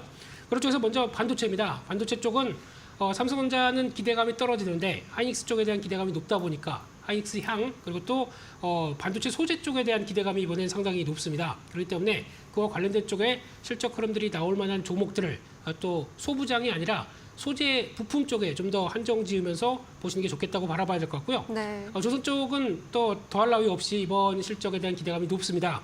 조선 4사뿐만 아니라 조금 더 확대시키기 시작하게 되면은 조선의 심장인 엔진 쪽에서도 기대감이 높다라고 봐야 될 것 같고요. 그런 쪽에서 기자재 쪽으로도 점점 더 온기가 퍼져 나가는지 보셔야 될 것 같고요. 또는 음식료 쪽은 일단은 지금 기대감은 삼양식품 쪽에 많이 집중될 것 같습니다. 그런 쪽에서 어떤 실적과 관련된 쪽들은 이제 라면 쪽에 집중될 수 있을 가능성이 높다고 봐야 될 것 같고요. 엔터 쪽에서는 하이브 중심으로 그래도 1분기 실적 주춤했는데 다시 확대가 나오는지 그런 들 보시면서 엔터 쪽들도 기대감은 좀 높다라고 봐야 될 것 같고요. 그밖에 전력기 꼭 보셔야 되겠죠. 네. 지금같이 무더위에 아무래도 전력에 대한 모멘텀들 그리고 또 미국발 여러 가지 얘기들이 나올 수밖에 없기 때문에 전력기기 섹터들은 전선주와 함께 계속 관심 있게 보시는 게 좋겠다라고 봐야 될 것 같고요. 그밖에 건설은 생각보다 그 강하게 턴어라운드가 아닐 수가 있는데 정부 정책과 함께 맞는 어떤 실적 동향들이 상저하고의 무게를 둔다라고 하게 되면 기대감이 높을 수 있기 때문에 또 보셔야 될 것 같고요. 마지막으로 화장품입니다. 예. 네, 당장 내일 6월 달에 수출 동향들 확인되기 시작하면서 또 한번 강한 모습들이 나올 수가 있는지 보셔야 될 것 같은데 그런 흐름들이 맞는다라고 하게 되면 이번에 또 화장품 섹터들도 실적에 대한 기대감이 높을 수 있겠다라고 정리할 수 있을 것 같습니다. 실적 기대감 높은 sek터별로 정리를 도와주셨습니다. 내일장 7월 증시 대비하실 때 잘 참고해 보시면 좋겠습니다. 최영주 전문가께서는 7월장 어떻게 바라보고 계실까요? 어떤 전략이 좀 필요하겠습니까? 네, 지금 상황에서는 사실 그동안에 6월 달에 시장이 올라갔던 가장 큰 원인이 정치 리스크 해소 때문이었잖아요. 근데 그런 부분들은 이제 섹터로 반영이 될 가능성이 높고 시장 전반적으로 끌어올릴 만한 모멘텀이 필요하다라고 생각을 하고 있습니다. 그런 모멘텀이라고 한다면은 미국의 금리가 가장 크지 않을까라고 생각을 하고 있는데요. 우리나라 같은 경우에는 올해 들어서 금리 인하 기조였지만 미국 같은 경우에는 신중한 입장이었습니다. 아무래도 관세부가 이후에 동향을 살펴야 되기 때문인데요. 그런데 하반기 들어서 미국에서 금리가 인하가 된다면은 우리나라와 금리 차가 점차 좁혀질 것으로 전망이 되고요. 이에 따라서 원달러 환율 또한 안정세에 접어들 가능성이 높다라고 바라보고 있습니다. 그리고 우리나라 같은 경우에는 내년에 세계 국채 시장에 이제 뛰어들 걸로 전망이 되고 있는데 이 세계 국채 지수에 만약에 편입이 될 경우에는 우리나라 원달러 환율이 더욱더 안정화가 될 가능성이 높다라고 바라보고 있거든요. 그런 부분들이 하반기에 반영이 될 가능성이 높다라고 생각을 하고 있습니다. 원달러 환율이 안정화된다면은 당연히 외국인 수급 측면에서 긍정적이기 때문에 이런 부분들 참고를 하시면 좋을 것 같고요. 그리고 상호관세 유예 기간이 얼마 남지 않았습니다. 그래서 관세율에 대해서 주시를 해야 되는데 지난주 같은 경우에는 미중 간의 관세 협상이 어느 정도 진전된 부분들이 있었고요. 다만 캐나다 쪽과 조금 문제가 있었습니다. 디지털세 문제로 인해서 협상이 중단이 됐고 관세 부과를 예고를 했는데요. 이렇듯 미국은 지금까지 관세 협상에 대한 부분들이 이제 원하는 이익에 대한 부분들이 안 나와줬을 때 조금 더 강하게 나오는 그런 흐름들이 계속해서 나와주고 있습니다. 그래서 우리나라 같은 경우에는 그동안에 언급이 됐던 알래스카 프로젝트와 관련된 것들을 좀 더 주시를 해봐야 될 것 같은데 만약에 이 프로젝트에 대한 부분들이 조금 더 지연이 되고 우리나라가 결정을 하지 못한다면은 미국 쪽에서 관세 조율에 대한 것들을 잘 해주지 않을 것 같다라고 생각을 하고 있어요. 그래서 이런 뉴스 플로우를 꾸준히 확인을 해보시는 게 좋을 것 같고요. 네. 그리고 자동차 관세에 대한 부분들을 좀 설명을 해드리고 싶습니다. 그동안에 관세 부과가 진행이 됐던 게 자동차, 알루미늄, 철강이었죠. 근데 특히나 자동차 쪽에 업황이 많이 타격을 입었습니다.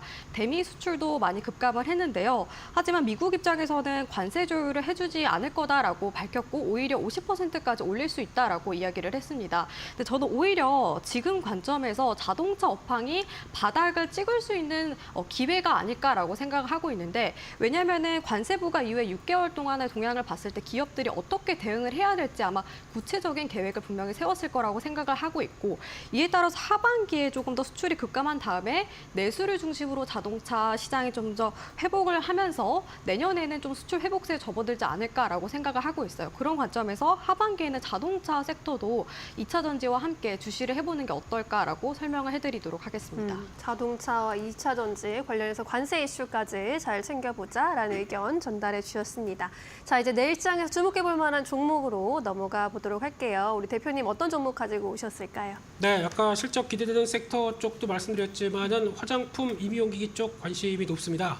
그쪽에서 종목 하나 휴메딕스 말씀을 드리고 싶고요. 네. 이 정도면 조정을 좀 어느 정도 받았다라고 생각이 드는데 일단 필러 쪽이죠. 올해 필러도 수출이 잘 될 것 같습니다. 그래서 500억 대가 넘어갈 것 같고 한 46% 이상 증가할 걸로 보여지고 있는데 게다가 또 지금 나오는 중국, 브라질 쪽 양호한 모습들이고 상반기에 태국 진출한 효과가 좀 나올 거고요. 하반기에는 베트남 쪽의 화장품까지 보니까 화장품 사업이 점진적으로 확대되면서 의미 있는 실적으로 자리 잡는다.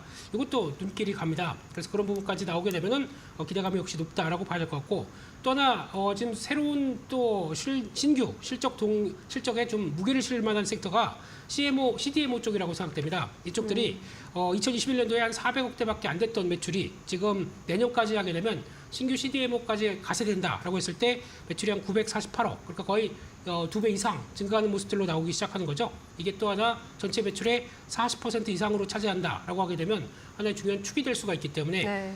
이 부분들도 하나 지금 휴메닉스를 바라보면서 어떤 CMO 쪽에 대한 얘기는 전혀 안 나오고 있는데 그게 하나의 또 주축이 될 수 있겠다라고 바라보고 있고 또 제천 2공장이 완료되다 보니까 인프라 쪽도 구축이 됐다라는 쪽에서 추가적인 관절염 치료제 그리고 또 안과 관련된 용제 쪽에서도 성과를 낼 수 있겠다라고 하게 되면 실적에 또 하나의 변화를 이끌 수 있겠다라고 바라보고 있고요. 특히 이 회사는 관련된 필러 업체 중에서 가장 지금까지 밸류가 싼 종목입니다. 그렇기 때문에 추가로 탄력받게 될 수 있겠다라고 하게 되면 지금 자리 쪽에서 진입하는 거 크게 나쁘지 않을 것 같고요. 다시 한번 직전 저항대, 고점 넘어서 저항대까지 보게 되면 약간 6만 5천 원대까지는 벌려둘 수 있겠다라고 생각되고 있고요. 손절가는 박스권 하단부인 5만 500원대를 손절가로 말씀드리겠습니다. 네, 목표가 6만 5천 원까지 휴메딕스 제시해 주셨습니다. 전문가님은 어떤 종목 보고 계십니까? 네, 저는 오늘 영화테크를 준비를 네. 해왔습니다. 제가 앞서 말씀드렸던 것처럼 자동차 호판과 2차 전지가 하반기에는 바닥을 찍고 반등할 가능성이 높기 때문에 관련된 종목을 가지고 왔는데요. 영화테크는 자동차 부품과 관련된 사업을 진행하고 있고 특히 정션박스 사업을 하고 있습니다. 폐배터리 관련주로도 분류가 되는데요. 최근 들어서 배터리 재활용 시장이 기대감이 커졌습니다. 10년 동안 70%대 성장세가 기대가 되는 상황인데요. 아무래도 뭐 전기차가 업황이 안 좋다고 해도 폐배터리 시장 쪽은 계속해서 성장세가 이어지기 때문에 이런 부분들이 모멘텀으로 작용할 수 있다라고 생각을 하고 있고 거기에다가 영화테크가 지금 멕시코 현지 공장을 완공할 것으로 예정이 돼 있는 상황인데 이에 따라서 세제 혜택에 대한 기대감이 커졌습니다.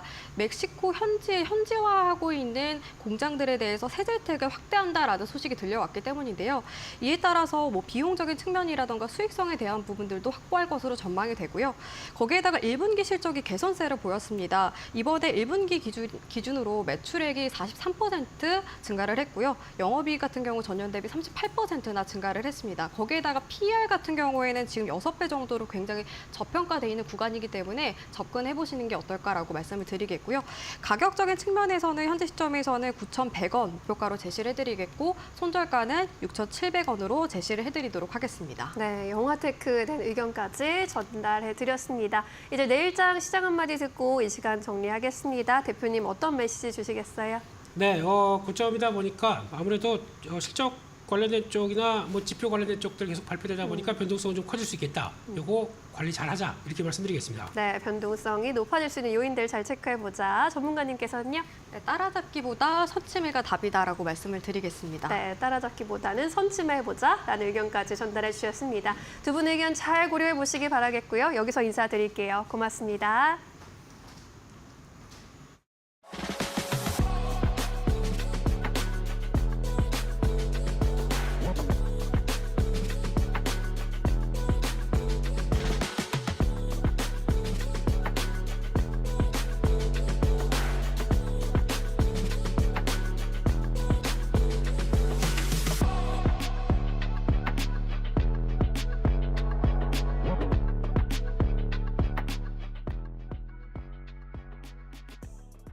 오늘 저희가 준비한 소식은 여기까지입니다. 네, 시청해주신 여러분 고맙습니다.